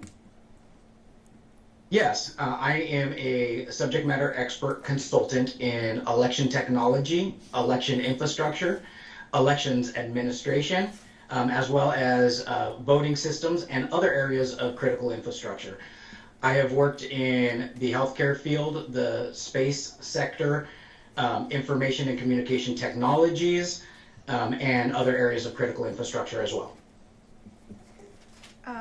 To whom do you provide your election technology and security consulting services? Yes, my typical clients are government entities, what we call federal, state, local, territorial, and tribal government entities. And I have also done work, like I said, outside with federally funded research and development centers. So these are entities that are funded through the federal government, but are organizations outside. And how many states across the U.S. have you worked with on election matters? Yeah, so in my career, I have worked with almost every state across the nation. This year alone, I was present in approximately 19 different states and worked with thousands of local election jurisdictions across the United States. Your Honor, may I interject really quickly? It would appear to me that Mr. Macias is reading from something that we're not privy to. He keeps looking to the side as if he's reading something, Your Honor, and if he is, we would like to know what it is. I can deal with Mr. Macias. When you testify, you need to testify from your own, Yes. without referring to something. If you need to refer to something, you can tell us you need to, and then look. Are you looking at something? Yeah, no, I apologize if I am. There is a little bit of a glare from the right-hand side with a light, but I am not reading anything. Very well. Thank you, sir. Please proceed, Ms. Dole. Thank you, Your Honor. Mr. Macias, can you tell us any other examples of entities that you've provided election technology and security consulting services to? Yes, as I had mentioned, I worked for Idaho National Laboratories, which is a federally funded research and development center. Specifically, I worked on their Cyber Core Integration Center, where I conducted developed, the methodology and process for the Critical Product Evaluation, or CPE, which is a ethical hacking in a laboratory environment of critical infrastructure products and technologies, including election technologies. And so I worked with them from 2019 to 2020 and developed the methodology and implementation of the critical product evaluation. Are there other examples of election technology or security assignments you've done on behalf of government entities that you haven't already shared? Well, I worked both for as a consultant to an entity that was funded by the Department of State to do cybersecurity and risk assessments on election infrastructure abroad, as well as I have acted as a subject matter expert consultant to the Cybersecurity and Infrastructure Security Agency. And and that's the majority of my work outside of either federal or state government. Do you do any work on behalf of election technology vendors such as Dominion, ES&S, Unison, or Runbeck? No, I've never worked directly for and have no financial interest in any election technology provider, including those that you have mentioned. However, in some of the roles that I have worked, including those federally funded roles, I have provided services, trainings, resources to those entities on behalf of a federally funded client. Have you ever been on the payroll of or Your Honor. paid? Sorry. It's clear he's reading something, Your Honor. When he's asked a question, he's looking directly into the camera. When he is answering that question, he will look down and he will look to the right. All we got to do is watch his eyes, Your Honor. It's clear, it's there. And so, again, if Mr. Macias is reading from materials, Your Honor, that we're not privy to, we would like to know about it. Mr. Macias, are you reading material? I am not reading material. I have the teams up on full screen in front of me. Okay, that's a minute and a half you've used for the two questions. So, thank you. You can continue. Thank you, Your Honor. Mr. Macias, I was asking, have you ever been on the payroll of or paid by an election technology provider? No.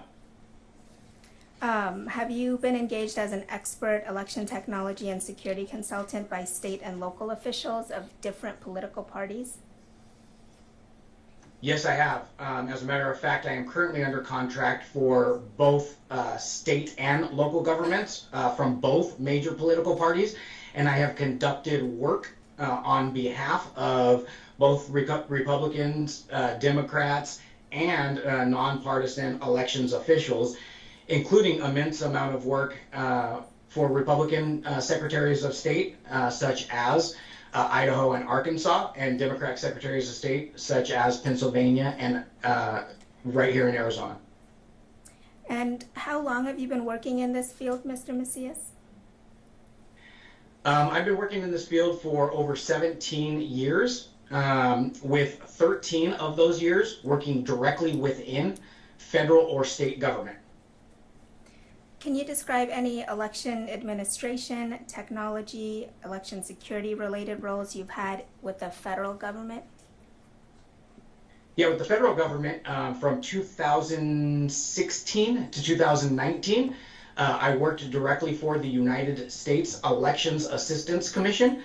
This is the entity that was stood up by the Help America Vote Act of 2002. And in that capacity, my last role was acting director of the Voting System Testing and Certification Program. This is one of the roles of the United States Elections Assistance Commission, is to provide for a testing and certification program. It is the only federal testing and certification program. Another role is to develop the voluntary voting system guidelines, or the standards by which the voting systems are tested. A third role is to accredit the voting system testing laboratories. These are the laboratories in which the EAC utilizes to conduct the testing for voting systems against those voluntary voting system standards. And so I oversaw that process as the acting director of the Voting System Testing and Certification Program. And prior to that, and in that role as well, I performed all of the duties that I just described. Great. Can you describe any election administration, technology, or security related roles that you've had in state government? Yeah, for over 10 years, I worked for the California Secretary of State, specifically for the Office of Voting Systems Technology Assessment. In that role, at OVSTA, as we called it, California has the most robust security testing for all election technologies. This is not just voting systems, but also for ballot printing companies, ballot printing facilities, ballot on demand systems, and other types of election technology. Also in that role, I was appointed by then Secretary of State Alex Padilla to be the California representative to the United States Elections Assistance Commission's Standards Board, which is a Federal Advisory Committee Act, or FACA, board established by the Help America Vote Act as well. Have you done election-specific work in Arizona? Yes, I've done a lot of work here in Arizona, including providing an advisory role on the voting system testing and certification program, along with their election equipment advisory board. I have also, in 2021, I was named by Secretary Hobbs to be one of her expert observers for this State Senate review of Maricopa County's voting technology as well as ballots, which confirmed the results of the 2020 election in Maricopa County as tabulated by the Dominion Democracy Suite 5.5B voting system. I have also conducted logic and accuracy testing. I was hired to perform logic and accuracy testing for the 2022 election cycle, where I performed and worked with the state in developing the methodology for performing those tasks on the logic and accuracy in 13 of the 15 counties in Arizona for the August primary election. Before testifying today, Mr. Macias, did you provide a current copy of your resume or your CV to me? Yes, I did. Can we pull up Exhibit 17?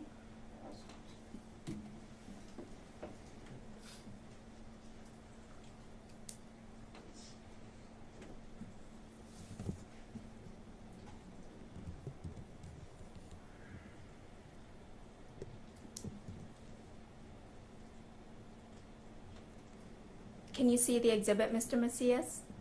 I cannot.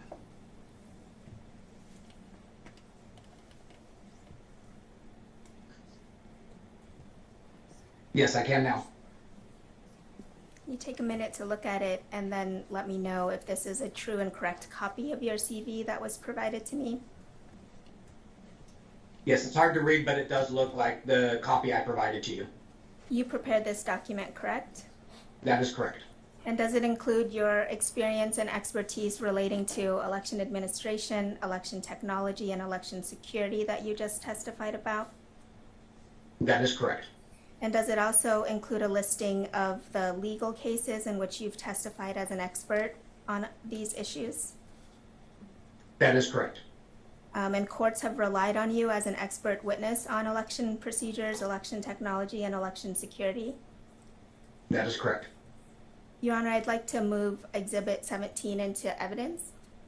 No objection, Your Honor. No objection? No objection, Your Honor. Okay, 17's admitted. Thank you. Mr. Macias, what experience, if any, do you have with the election management system that Maricopa County uses? Yeah, so as I previously stated, I actually have a lot of experience not just with the election management system, which is one component of the Dominion Democracy Suite 5.5B voting system, but I have experience in the entire system testing the Dominion Democracy Suite 5.5B. In fact, I have tested and or overseen the testing of 6 versions of the Democracy Suite voting system, which are either predecessors to the Dominion Democracy Suite 5.5B voting system and or a derivative thereof. Based on your experience with voting systems, including the EMS, the election management system, which I'll refer to as the EMS, can you please describe to the court the functions of Maricopa County's EMS in producing a ballot? Yeah, so the election management system, specifically Election Event Designer, EED, which is an application of the election management system, does what we call, it generates ballot definitions and creates ballot styles. A ballot style is a unique list of candidates and contests for a given voter based on the jurisdictions in which they live. So myself, if I lived in a city within a county, I'm going to have a list of candidates and contests. A friend of mine who may live in the same county but in a different city may have a different mayor, and therefore they would have a different ballot style. These ballot styles are rendered or generated into what we call a ballot definition file. These ballot definition files are used to program the voting system, but they are also used to generate what we call a ballot PDF, or a PDF file that contains all of the ballot styles within the election definition. These ballot PDFs are then utilized to print the ballots, both early ballots and election day ballots. The ballot definition files are sent to the printers to be printed on commercial print presses, as well as uploaded onto the ballot on demand printers to print early and in-person early and election day ballots as well. So again, as it pertains to ballot printing, the EMS solely generates a set of files to be used either on other portions of the voting system or on other election technologies, such as a ballot on demand technology. That's a good transition. So I'll shift from the EMS to the ballot on demand printers. What experience, if any, do you have with Maricopa's ballot on demand printing technology? Yeah, so Maricopa County uses what is called Cintio ballot on demand system. As I had previously stated, when I worked for the state of California, California was the first in the nation to certify ballot on demand printers, one of which that I had tested and overseen the certification of was the Cintio ballot on demand technology. I have also worked with, tested, and or certified or overseen the certification of all three major providers of ballot on demand technology. And Mr. Macias, just to clarify, when you say that you worked on certifying the ballot on demand printer in California, that's under California state law requirement, not federal law requirements or Arizona law requirement, correct? That is correct. Yeah, so as I had stated, this was in my role as a California entity. I was certifying on behalf of and for use in the state of California. Okay, can you tell us what comprises a ballot on demand system? Yeah, so generally a ballot on demand system is a standalone system. Again, not part of the EMS, not part of the voting system. It is a standalone computer that is running an application, the ballot on demand application or software, and is attached to a printer. And it's just those three components. And can you explain how Maricopa County's ballot on demand system interacts with the EMS? Yeah, as mentioned, the Cintio system, as used in Maricopa County, is a standalone system. It does not directly in any way interact with the voting system or the election management system. The ballot on demand laptop and printer are sent out to in-person voting locations. And on those laptops are those ballot definition files, as I had talked about, or the ballot PDFs. And so the only interaction is the upload of a document onto that computer. It would be very similar to me providing you with a copy of my CV, as we had talked about earlier, and then you putting it onto your computer. Okay, so if the ballot PDF file contained an image with a 19-inch ballot in it, what would you expect to see when this ballot is printed in a different location? So if the ballot definition file had contained a 19-inch ballot in it, so this is the ballot definition file created at the EMS, then I would anticipate to see that ballot style or ballot styles that have a 19-inch ballot in it to be printed on to be printed at a scale of 19 inches, regardless of where they were printed. So for early ballots that were printed by the vendor, you would see a 19-inch ballot. If it was printed on demand, you would see a 19-inch ballot, or wherever this would be printed, because the file itself was a 19-inch ballot. You would see it across the board in every location. Did you listen to the testimony from plaintiff's witness, Mr. Clay Parrick, yesterday and review?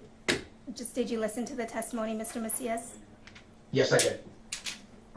Mr. Park testified that ballots he inspected contained 19-inch ballot images that were printed on 20-inch ballot paper, and that the only way this could have happened was through data manipulation or some sort of other action in the election management system.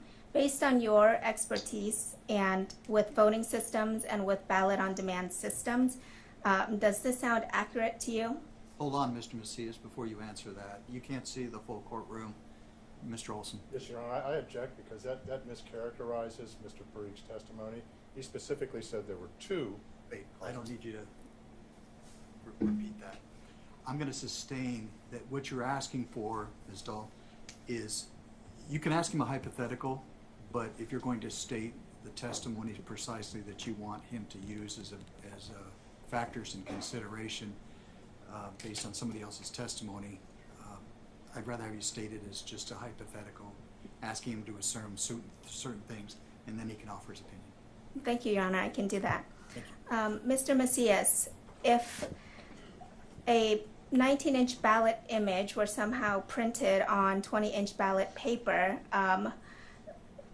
would you, based on your expertise and your experience with voting systems and ballot on demand systems, would you conclude that the only way this can happen is through data manipulation or some other interference with the election management system?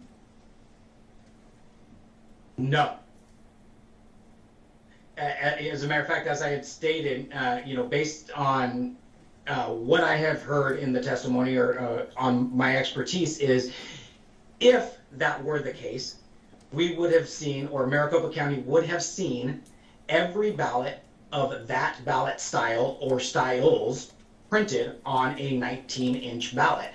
Because again, the ballot PDF file would have contained that image with a 19-inch ballot on it. An analogy would be if I created a document with a typographical error on it, and I provided that to you, and then you and 5 other people printed out that document, that typographical error would be on all 5 printouts. And so it could, if it happened on the EMS, then we would have seen this at full scale. So based on your expertise, and assuming that some ballots were printed with a shrunken image or a 19-inch image on 20-inch ballot paper, what are possible reasons why this could occur based on your experience and expertise? Yeah, so specifically for a 19-inch ballot image being printed on a 20-inch piece of paper, there's a few different scenarios in which that could have happened. One of which is, as I was listening to Mr. Jarrett's testimony a little while ago with the shrink to fit, this could have shrunken it down to a smaller scale. I don't know necessarily whether or not that would be down to a 19-inch scale, but it could have shrunken it down to a smaller scale on 20-inch paper. In terms of 19-inch scale specifically, it can be through settings in the Ballot on Demand application. It could be on the operating system, for instance, Windows, on the Ballot on Demand laptop. It could also be that this was completely unintentional, because as Mr. Jarrett had testified yesterday, in the August primary, they used a 19-inch ballot. If one of the ballot on demand printers or a subset of ballot on demand printers had unintentionally not been upgraded or updated to say that the paper size was a 20-inch ballot, and therefore it remained at a 19-inch ballot scale, the system would have thought that it needed to print on a 19-inch piece of paper. So that is another opportunity whereby this could have occurred. And did you hear Mr. Jarrett's testimony just now today about another possible explanation for this issue? I did. And does that sound, based on your experience, is that also a reasonable or possible explanation? Yes, that is a reasonable and possible situation. That was the shrink to fit one that I was referring to. Thank you. And based on your experience and expertise and your familiarity with Maricopa County's processes, are you aware of, or can you tell us what would happen to a ballot that a tabulator could not scan because of a either print to fit issue or a faintly printed timing mark? What would happen to those ballots? Yeah, so those ballots, first and foremost, would be counted. They would ultimately be counted because as elections are resilient, we have processes in place to be able to ensure that every voter's ballot is counted and cast as intended. And so the Elections Procedures Manual has a process that allows for a ballot that cannot be scanned, whether this because of a shrink to fit issue, a torn ballot, or another issue where a timing mark cannot be read or the scanner cannot read the ballot, to set up a ballot duplication board.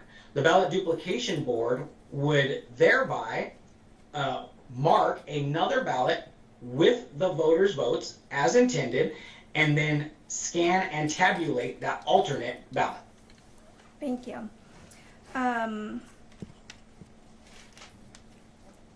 If, based on your experience and expertise, do you believe that the election day printer issues that occurred in Maricopa County during the November 8th, 2022 general election could not be accidental or inadvertent? Absolutely not. As a matter of fact, I have seen issues like this occur in elections. Elections have issues that happen, but they are naturally resilient. And elections officials are risk managers, are naturally risk managers. So they have processes in place to ensure that every valid voter's vote is counted and cast accurately. And so in situations whereby I have seen things like this, it is typically created by a machine malfunction. And this would be basically just the equipment breaking down, just as your car breaks down or any piece of equipment can break down. It is because of human error. A human made a mistake, such as switching a setting when they should not have, and or just being tired at the end of the day and miscounting something, or by something that is outside the purview of the election official, like weather issues, humidity issues, and other things that can occur. And so, although it is rare that something like this occur, in all of the instances that I am aware of, they were accidental or unintentional. Okay, thank you, Mr. Macias. We're going to move on from the ballot on demand printer discussion and talk a little bit about chain of custody issues. Do you have any experience with ballot chain of custody and security procedures? Yes, I do. Can you tell us a little bit about your experience with ballot chain of custody procedures? Yeah, in my role as a consultant to the federal government, I have developed and worked on and developed products and performed trainings on secure practices in election infrastructure. And these include practices such as ballot chain of custody, ballot reconciliation, as well as auditing those processes as well. Furthermore, when I was in the Secretary of State of California in the role in OVSTA, I was the technical lead on what was called Senate Bill 450, and this was the implementation of ballot drop boxes and vote centers. And one of the things that we did was implement the security process for transporting ballots from a ballot drop box to a central tabulation location, and all of the security around that. So I have worked with chain of custody and ballot reconciliation. Thank you. Do you recall hearing testimony yesterday, including from Maricopa County Recorder Stephen Richer, about the fact that the number of early ballots dropped off at vote centers on Election Day are not counted at the vote center, but rather they're transported to MECTEC, the central count facility, in a secure, sealed, and tamper-evident container? Yes, I did.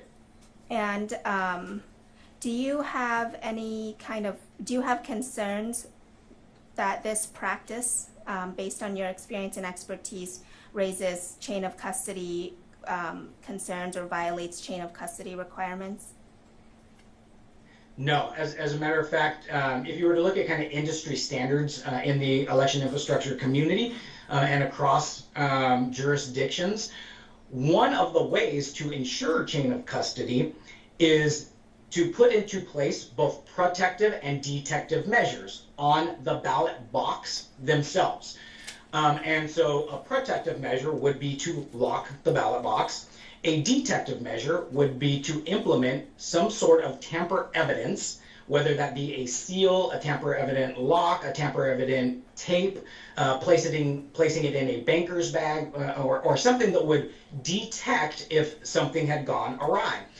And to ensure that the protective and detective measures of that transport case itself and all of the contents within are transferred from one location to another.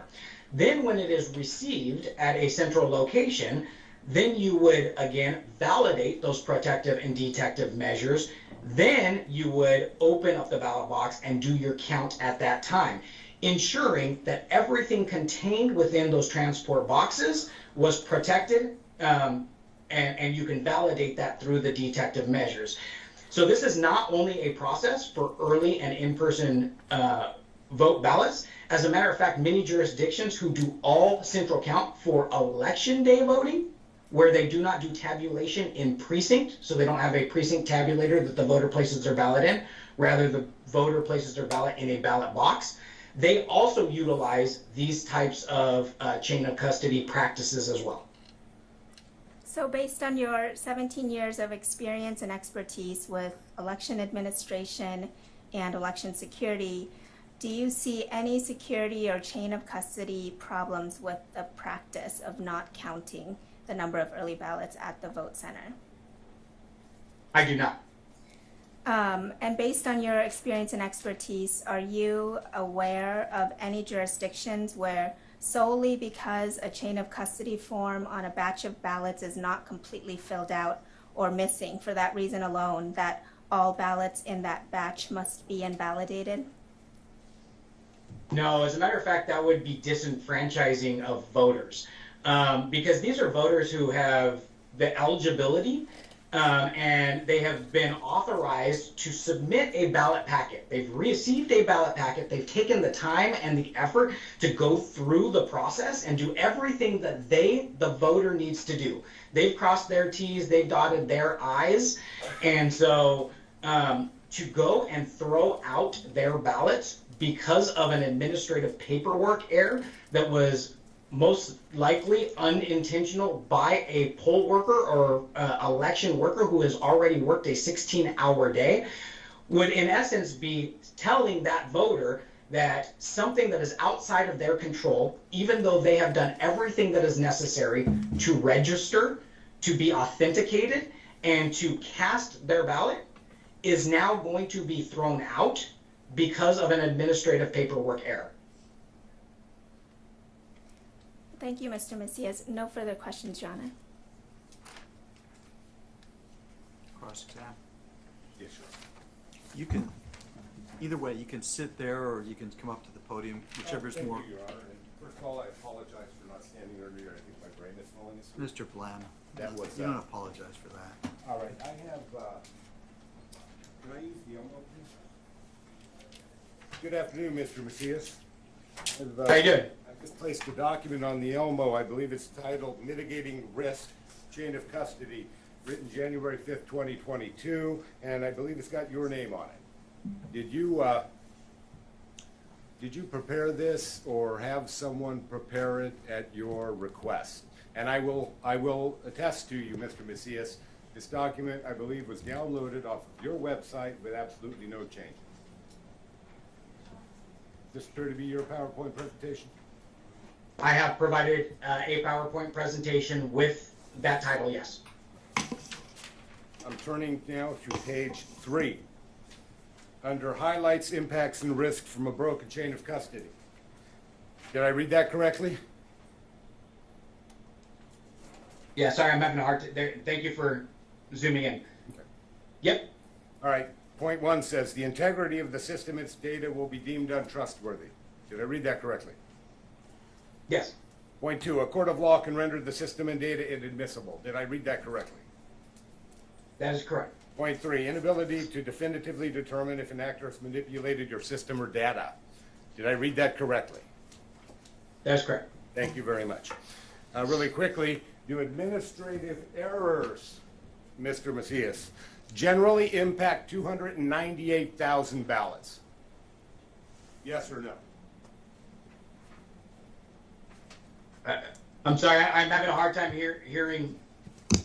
Do administrative errors generally impact 298,000 ballots? I don't know what you mean by impact. You said general administrative errors shouldn't allow ballots to be thrown out. Okay, if chain of custody is not valid for 298,000 ballots, is that a simple administrative error, yes or no? Objection, Your Honor. Foundation calls for speculation. He's asking a question. hypothetical. A hypothetical, Nothing's a Your simple question. You're asking a hypothetical. Yes, Your Honor. Mr. Macias, if you understand the question, sir, and you can answer it, please answer it. If you don't understand, we can have it rephrased, sir. Yeah, can I get it rephrased, please? All right. If 298,000 ballots did not have valid chain of custody, would that be a simple administrative error? Missing a piece of information on a piece of paper would not invalidate the chain of custody if the protective and detective measures were still in place. Can you say yes or no to that question? Yes or no? Do administrative errors routinely impact 298,000 ballots delivered at different times throughout the day to different locations? Objection, Your Honor. Objection, Foundation. I'll withdraw that. I want to save some of our time. I just got one more question to ask. Go ahead. Mr. Macias, did I hear you testify when you were talking about your background and experience that you were hired by Katie Hobbs and the Secretary of State's office to do Arizona's logic and accuracy testing for the 2022 election? If I use the word hired, then I misstated, and I would like to correct the record. I was retained to be an expert observer, and I did that at no cost and was not hired to do so. I did it on a pro bono basis. Thank you. That's it? I'm done here. Thank you. Reread? Just one question. Mr. Macias, going back to the PowerPoint presentation that Mr. Blem showed to you, can we pull that, or I'll put it on the elbow?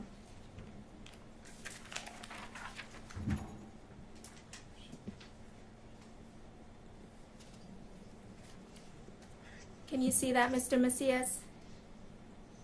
I can. Mr. Blem read to you that bottom bullet that says highlights impacts and risks from a broken chain of custody. The integrity of the system and its data will be deemed untrustworthy, and then the below two bullets. Is that about ballots? So this is general chain of custody of critical infrastructure systems. And again, this is about the integrity of the system and its data. And so typically when we're talking about the system, it can be a manual process, but it can also be a technology, but it is not specific to ballots in this situation. Again, it is coming from a document that is general for critical infrastructure systems.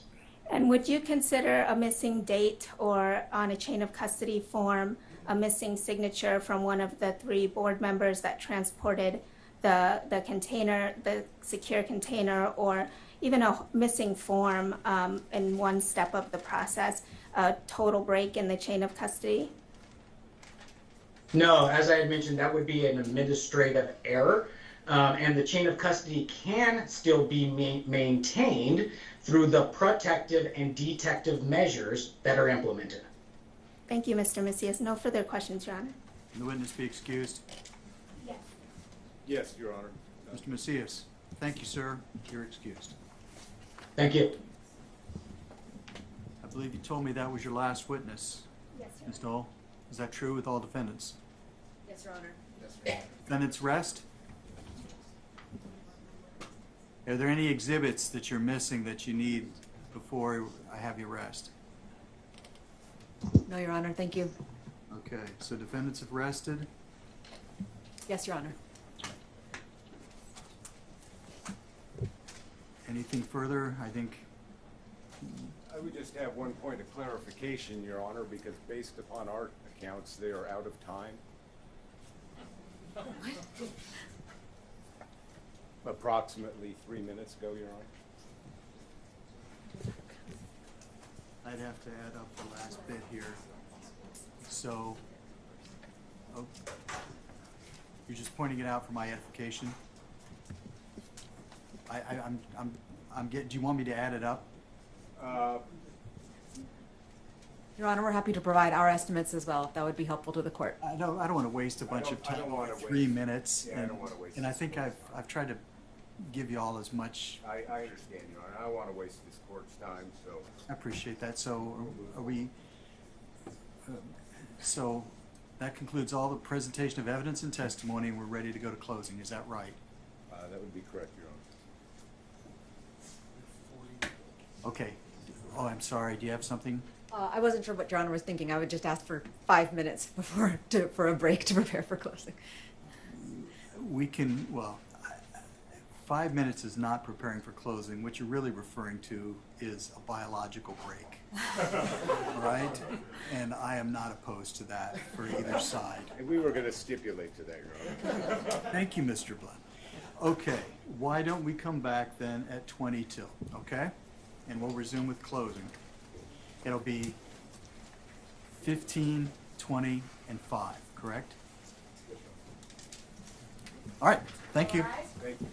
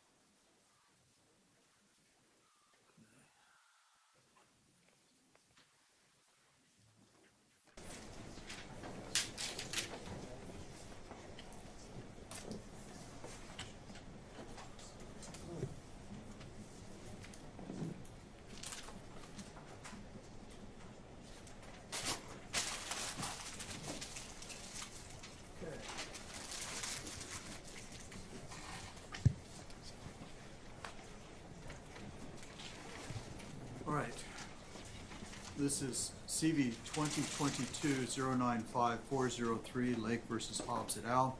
Present for the record are the parties and their representatives and their respective counsel.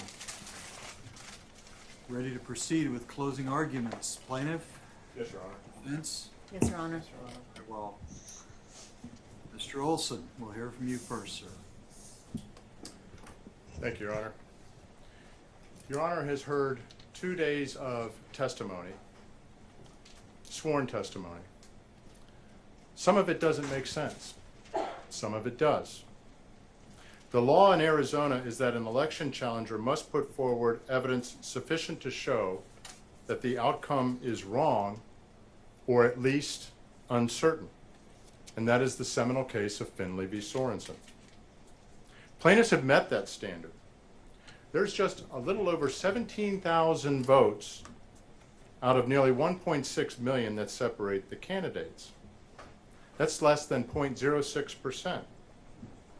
The two issues that Your Honor directed plaintiff to support, that was intentional conduct with the tabulators in terms of the malfunctions, the rejections that occurred on election day, and also the chain of custody issue.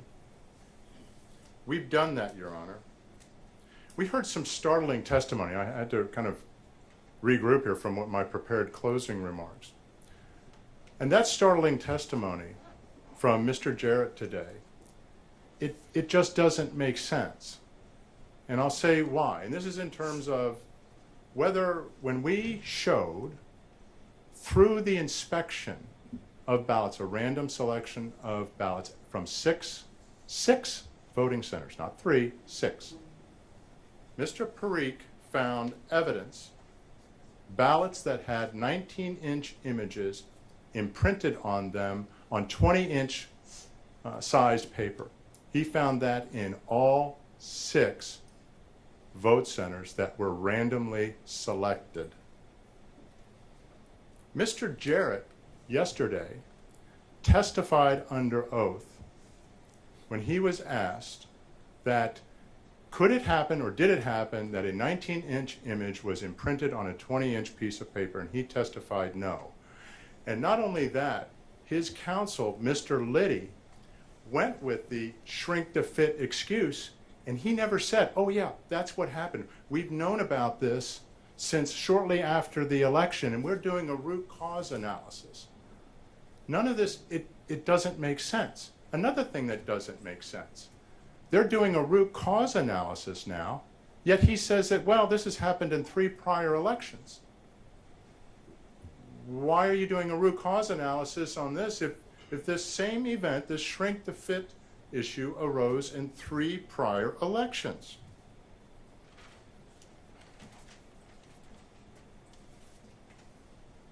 The other thing that doesn't make sense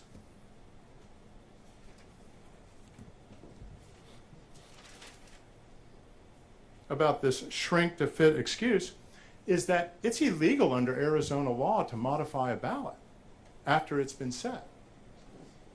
You just can't do that. And they're saying that it happened not only in this election, but in 3 prior elections? It just doesn't make sense, Your Honor. The other thing that doesn't make sense is that somehow, and you heard Mr. Macias, he kind of equivocated on this shrink to fit argument about whether you could get it to exactly 19 inches. So all of a sudden, there are supposedly techs that are running around making modifications on election day, which by the way has happened in 3 prior elections, and they're all getting it to exactly 19 inches for shrink to fit. Random techs just kind of doing things on their own. This doesn't make sense, Your Honor. And I'm actually troubled to even be talking about this. The idea that when I questioned Mr. Jarrett about this issue, and he said unequivocally it could not happen, and his counsel then trying to clean this up said, well, what about, shrink to fit? That he didn't immediately say, yeah, that was it, when he's supposedly known about it since shortly after the election? It doesn't make sense, Your Honor. The same thing with respect to the conflicting testimony regarding whether it's chaos or massive disruption that occurred on election day with 200 plus declarants. You have Mr. Barris who's doing exit polls and talking to people on election day, news reports. You have other witnesses, Mr. Sonnenclair, who testified that he and his fellow roving observers went to 115 vote centers, the same thing. So you have independent sources talking about massive chaos at well over 50+%, about 59%. By the county's own admission, it would be 30, about a third, 70 vote centers. Or as counsel has been, and their witnesses have been saying up here, these are just kind of minor technical difficulties that you expect in every election. It's not even close. I mean, it's like two ships passing in the night. The fact that they would downplay what happened on election day that everybody knows. I think the word that came out, I read a couple months ago, was gaslighting. And that's like telling you to your face what you know is not true and what they know you know is not true, but they're going to tell you anyway. The disconnect here is very troubling. We put on sworn testimony, either on the stand or through sworn declarations, people who put their name and made it public in a time in our country when to put yourself out, as they did, is not exactly something that doesn't carry risk. And I'm sure you've heard about cancel culture and everything else. There were hundreds of people who came to tell the truth about what happened on election day. And even Supervisor Gates, early on in the election, when he was giving a press conference, characterized it as chaos. And then on November 28th, they have an update, and it's like, yeah, I think the election was run pretty well. It's like the story just kind of shifted. This just doesn't happen, Your Honor. We have independent sources that say election day was chaotic and was a mess. And it absolutely disenfranchised voters. There were long lines everywhere, and we put forward specific, compelling evidence of quantifiable shifts in votes through Mr. Barris, a range of 15,000 to 29,000 votes, Republican votes. And he said that was a conservative estimate. The defendants put up this expert from the University of Wisconsin. And his bias, for one thing, was completely obvious. But he had to admit that the county, which bases its whole election plan on modeling turnout, they had a high model of 290,000 projected for 2022 with a low model of 250,000. And as you heard testimony, that low model was performed prior to the election, as it must, and it did not account for any kind of election day chaos. So that was a perfect election, just with a little bit lower turnout, in a time when everybody knew Republican turnout on election day, because even as counsel repeatedly said, Republican leaders were telling people to not vote by mail and to come out on election day, and guess what? They did. And then just so happened that pandemonium ensued. And whether you believe it's a shrink to fit allegation in 3 vote centers, when we know we have direct evidence that it's in all six of the 6 that Mr. Parikh inspected, had that same 19-inch ballot image imprinted on a 20-inch piece of paper. There's no doubt that caused mayhem. There's no doubt that it caused long lines. You have this professor from University of Wisconsin who comes out and says, well, I looked at the wait time data from Maricopa County, and it says that the wait lines weren't that bad.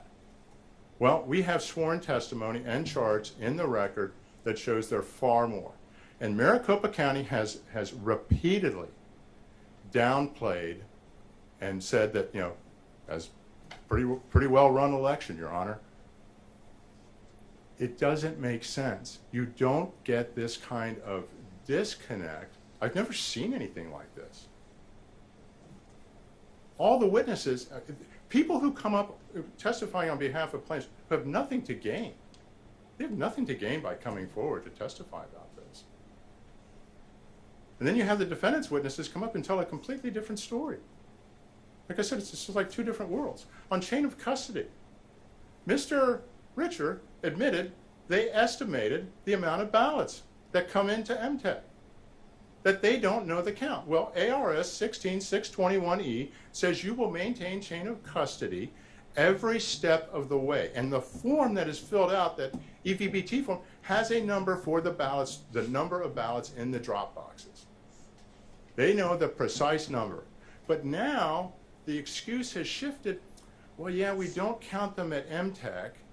When they go to Runbeck, we have employees there. Even though they're dropping them off at MTEC, and as Leslie White in her declaration testified to, the trucks are coming in, they're cutting seals, they're throwing these ballots and taking them out of the bins and throwing them in trays, and nobody's counting the ballots. Nobody's taking the form that's with them and counting the ballots. Now,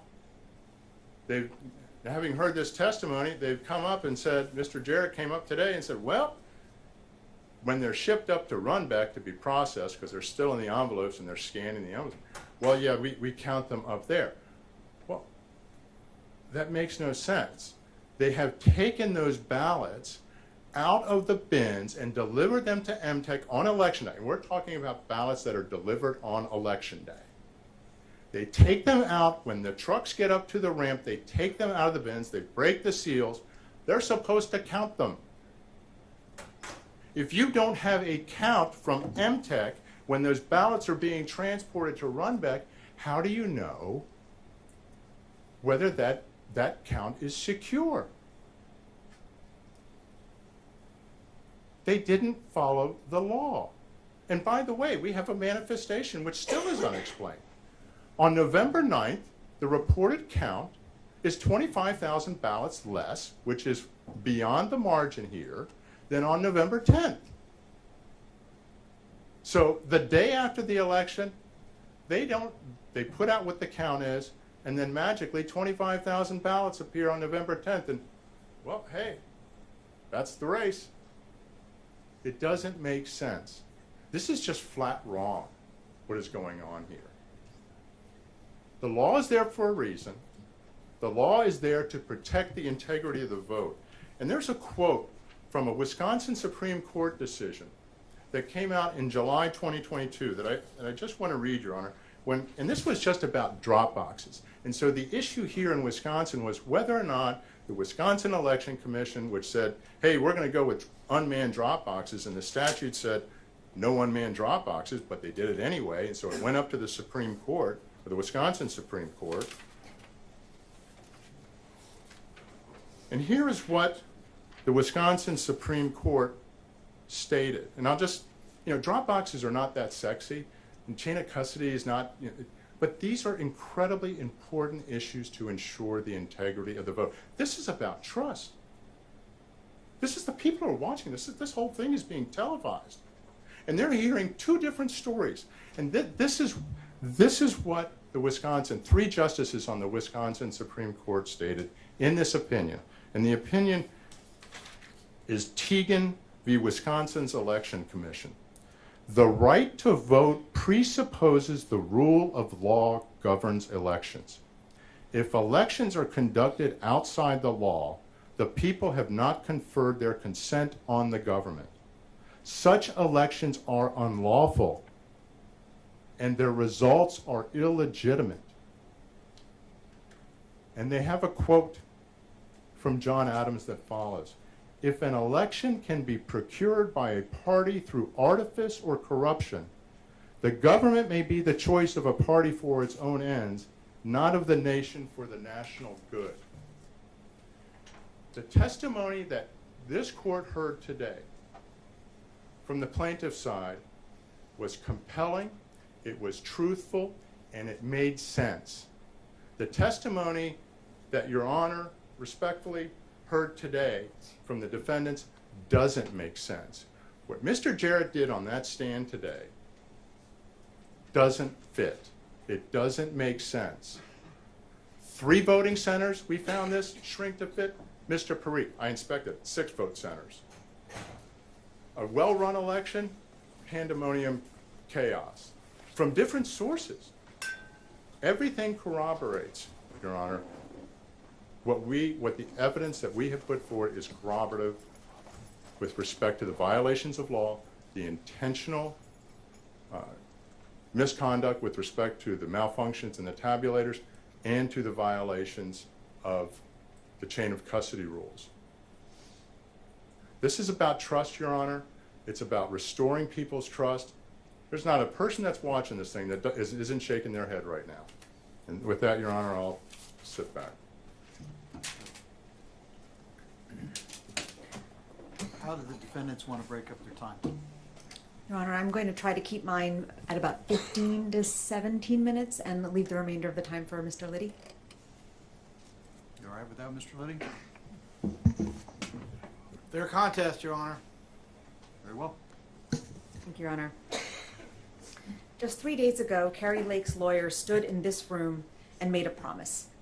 Having filled 70 pages of a complaint with grandiose tales of electoral malfeasance, they asked the court to give them a chance to prove their case at trial.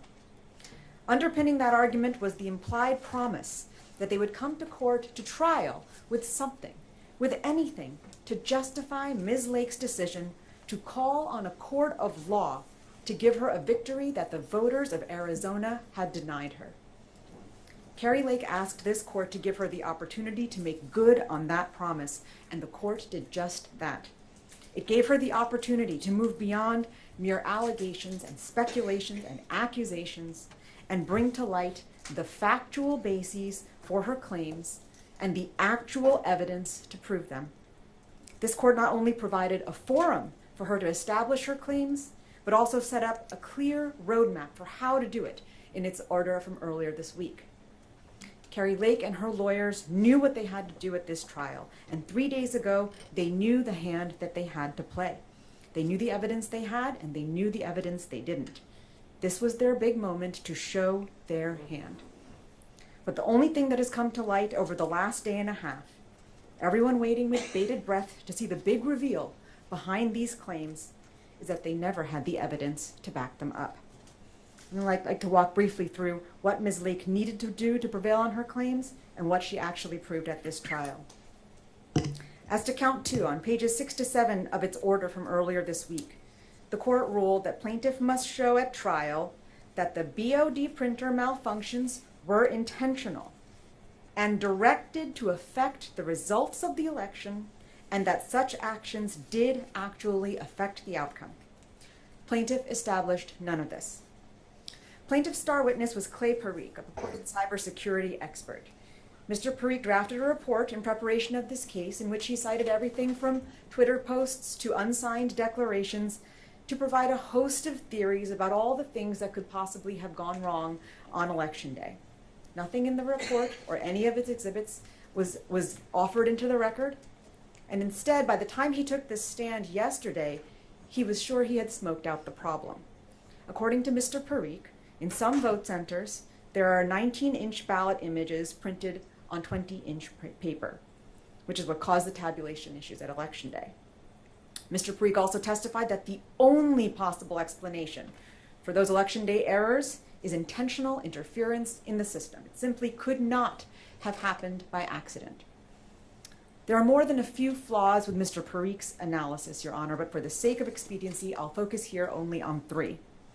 First, despite Mr. Parikh's newfound certainty, there's reason to doubt that the 19-inch, 20-inch discrepancy was the root cause of all of the printer issues. Plaintiff's own witness, Bradley Betancourt, a T-Tech on Election Day, testified that restarting the printer and shaking the cartridge helped the printer problem significantly at some locations, neither of which would have shifted paper margins.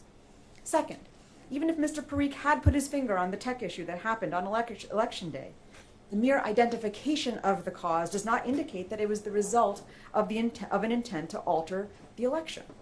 To the contrary, the testimony from plaintiff's own witness, Mr. Betancourt, indicated that the county had deployed employees to fix the problem, and in many instances were successful.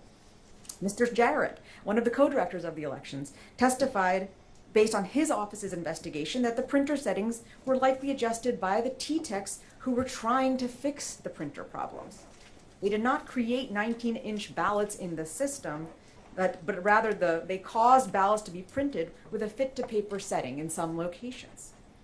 And as Mr. Macias just testified, in his experience, these kinds of widespread tech failures or tech issues are usually the result of equipment failures or some other administrative error beyond the purview of election officials, and are specifically accounted for in the many layers of redundancies within the system to assure the security of the election. Neither Mr. Parikh nor anyone else has provided any evidentiary basis to call into question the good faith of Maricopa County election officials, which is presumed in this election contest. Third, even if Mr. Parikh had uncovered some malicious intent to alter the ballot margins, he failed to demonstrate that this had any actual impact on the outcome of the election.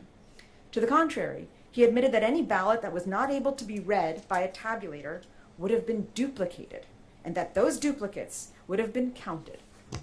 Mr. Jarrett testified that of the 3 locations identified with issues of shrunken images on ballots, the total number of affected ballots was less than 1,300, a far cry from the outcome determinative number, and these ballots were located, went to a bipartisan adjudication board process, duplicated, and ultimately successfully tabulated.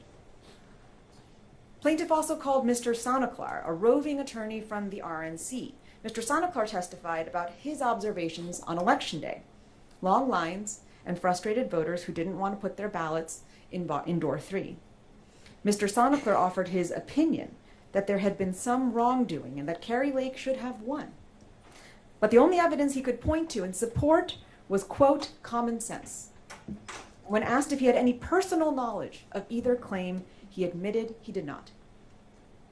Plaintiff's final witness on count 2 was Mr. Barris this morning.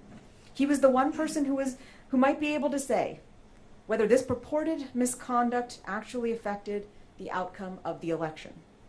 But this morning's testimony from Mr. Barris and Dr. Mayer lays bare the numerous reasons why Mr. Barris's analysis lacks any merit. Mr. Barris's outfit, big data polls, has been thoroughly discredited. He only polled people who said they actually voted, yet drew conclusions about people who didn't vote.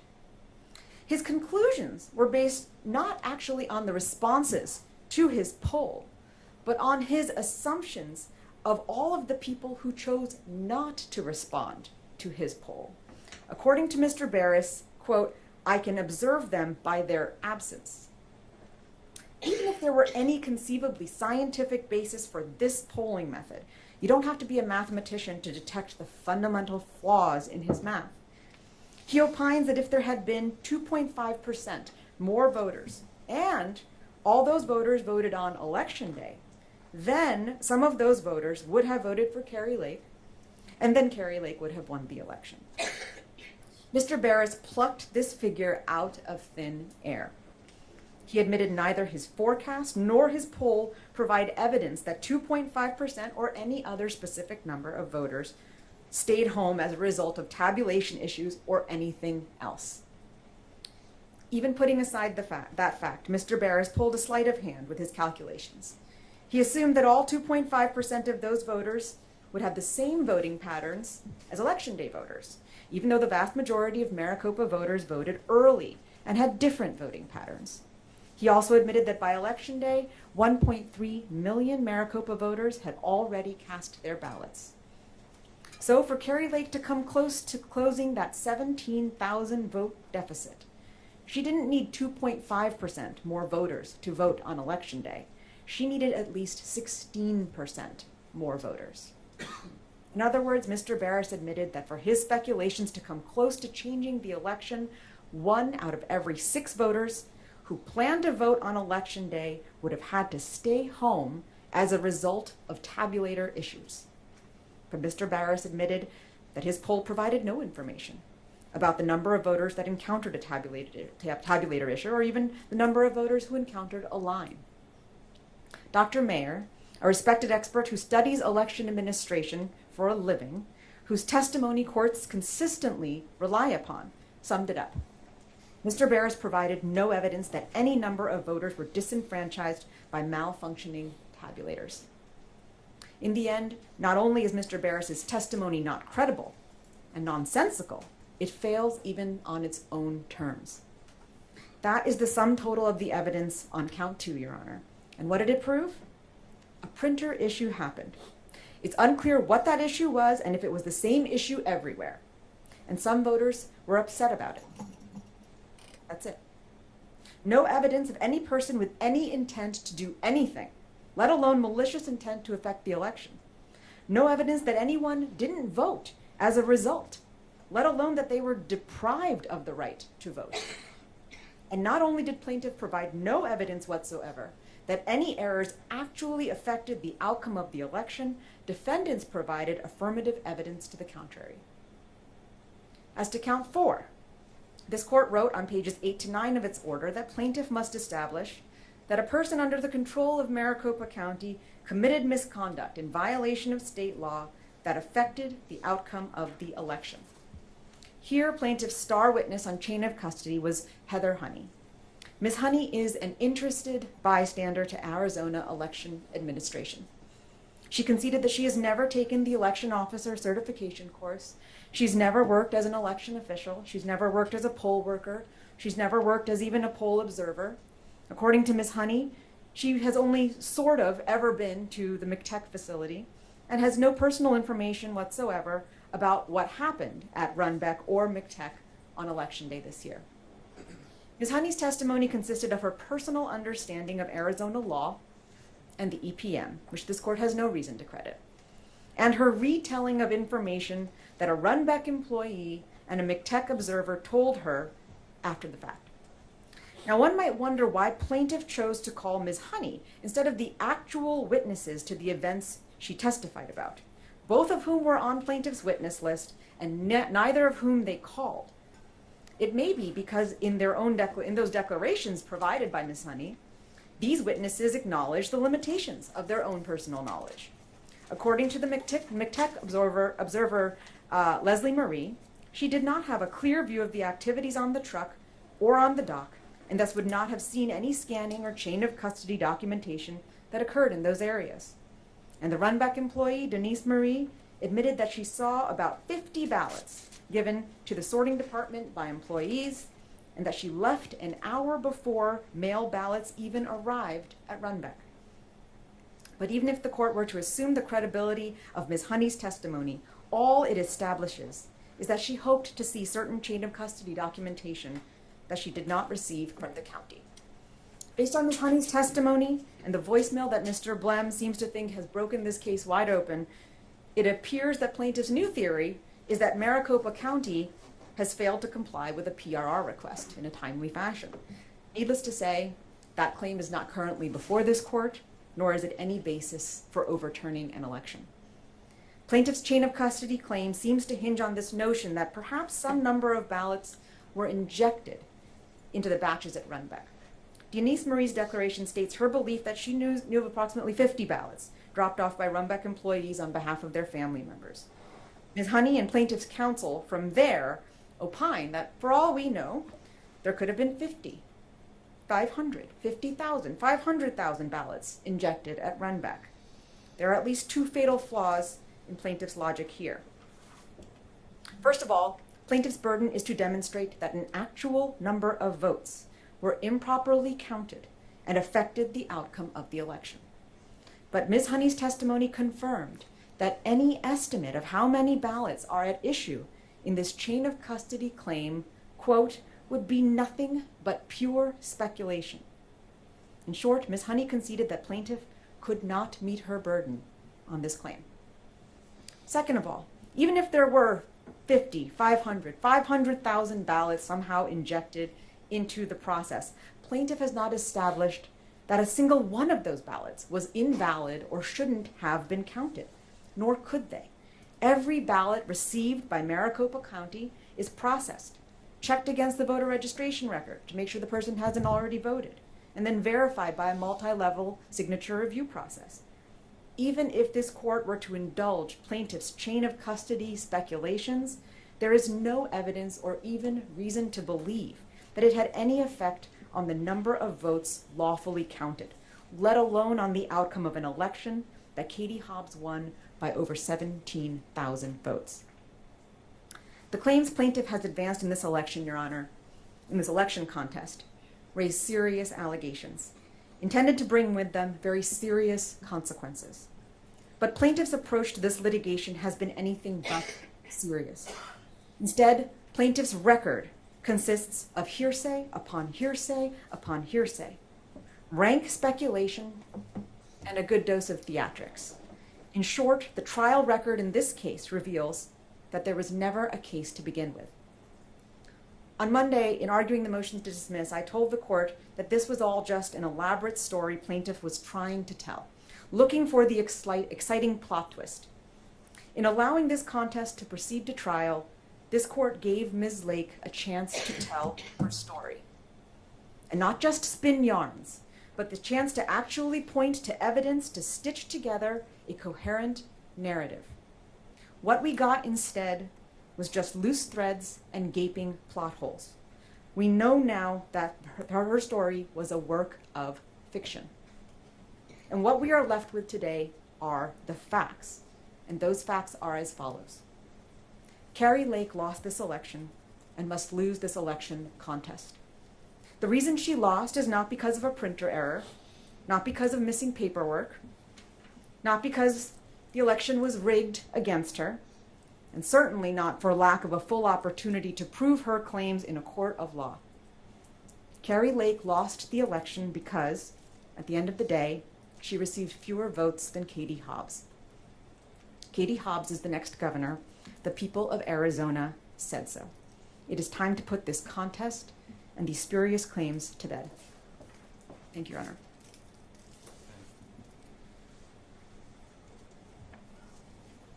Okay, by my count, you got 5 minutes. Thank you, Mark. Most of this is just theatrics anyway. I'll just cut that out. Much appreciated.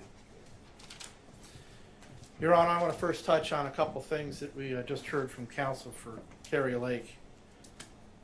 Cancel culture. I don't think that means what you think it means. Bias. Their star witness, Parikh, gives freebies to the Prince of Stop the Steal. That's the pillow guy. That's bias. And we trust this court will be able to recognize true bias, perceived bias, and weigh and rule accordingly. Candidates are allowed to say anything they want out in the town common, and they'll be held responsible by the voters. Not true with lawyers who come in courtrooms in the state of Arizona. There's an obligation. Every lawyer is obligated to interview his or her clients, his or her witnesses, and make sure they know what they're going to say. And if it's not true, can't present it to the court. It's an ethical violation. And if what exists for their testimony is not enough to meet the burden, the case should not be brought. And so, Your Honor, once you rule, we will be back seeking ARS 12349 sanctions and Rule 11 sanctions. Maricopa County takes responsibility for the errors that occur in every election.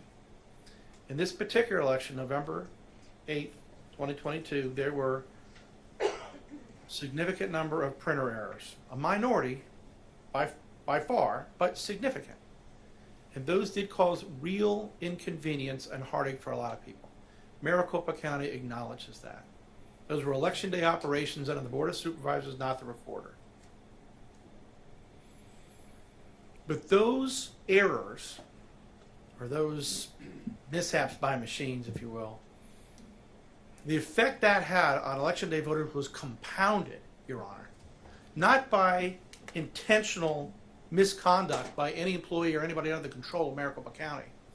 but by months and months and months of communication from the current leadership of the Republican Party of Arizona and the communications specialists of the Kari Lake for Governor campaign that said, do not vote early. Even if you're on the Pebble and you've got an early ballot, don't mail it. Don't drop it off the drop box. 2,000 mules. Bring your car maybe. Go on election day and vote on person. And Lord forbid, don't ever put your ballot in the drop box, in the ballot box, or in drawer number 3. Because there's something very scary about drawer number 3, which is nothing but a ballot box. It's what people all over the world do with their ballots. Vote it, stick it in the ballot box. But people were terrorized by that on election day. That's not on Maricopa County. That's on the Kari Lake for Governor campaign.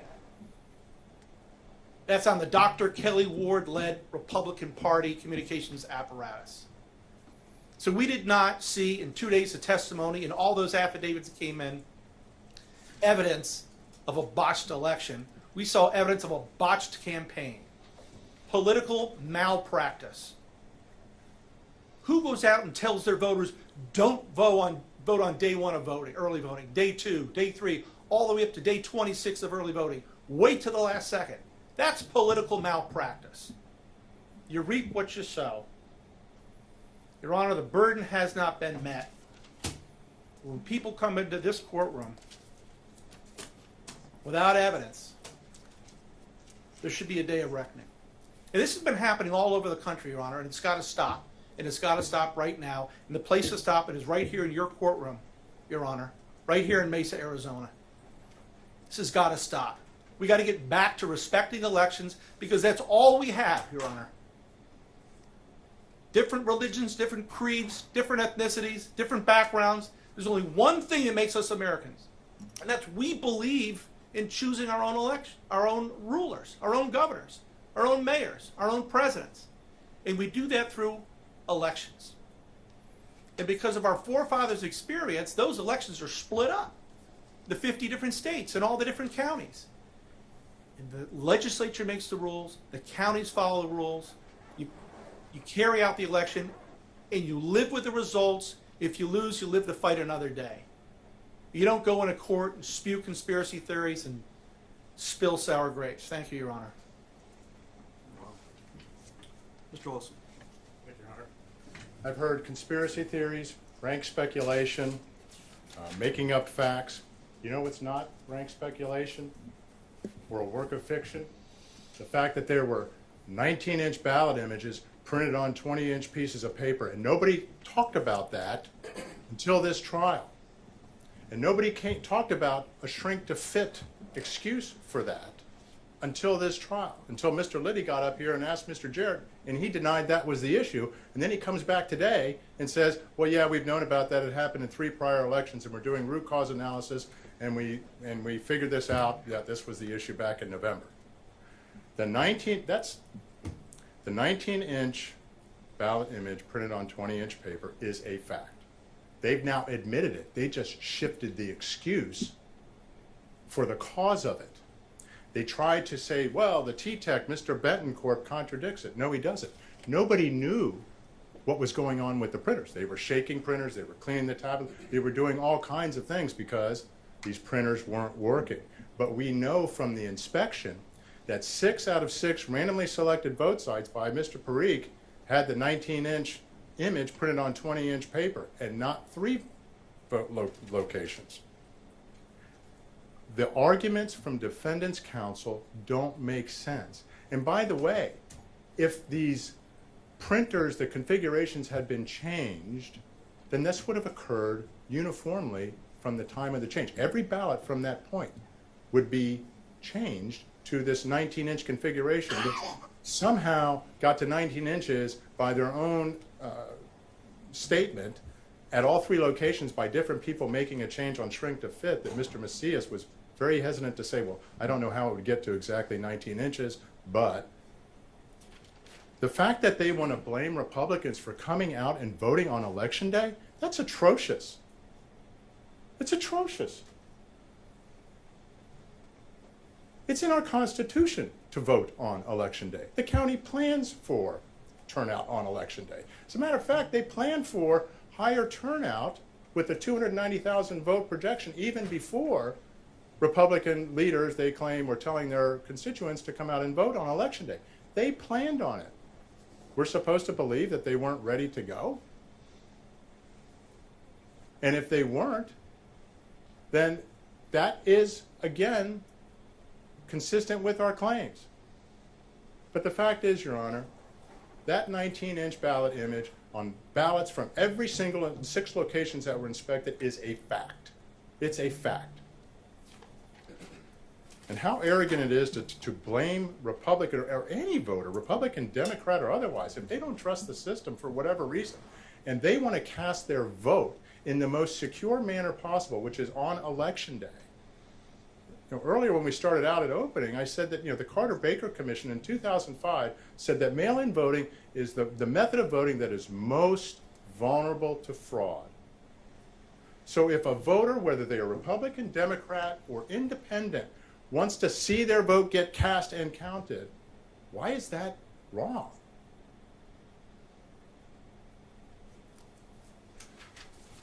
Your Honor, the evidence shows that Kari Lake won this race. At a minimum, we have put forth solid evidence that the outcome of this election is uncertain. Mr. Barris's testimony, his modeling, which is actually even more detailed than what the county itself does, and his model is on the high end of what the county predicted, but Mr. Barris actually talked to voters. And as he testified to, they all consistently said, this thing was a train wreck. And in terms of the response rate, never before had he seen that, with a 20% drop in response rate out of hundreds of polls. He was not hired for this litigation. This was an observation that he had completely independent, and it didn't make sense absent the issues that occurred on Election Day. Your Honor, we put forward solid evidence, stand behind that evidence. We'd come back, they said, you know, we didn't bring these other witnesses. If we had more time, we'll bring them here tomorrow. I'm not suggesting, but that has no bearing. So I want to thank Your Honor for giving us the opportunity to present this case, for the opportunity for people to see the evidence for themselves and judge. And with that, Your Honor, plaintiff rests. Thank you. All right, I will take the matter under advisement and issue a ruling forthwith. I need to go over everything, be very thorough, so don't expect that this is coming out by 5 o'clock.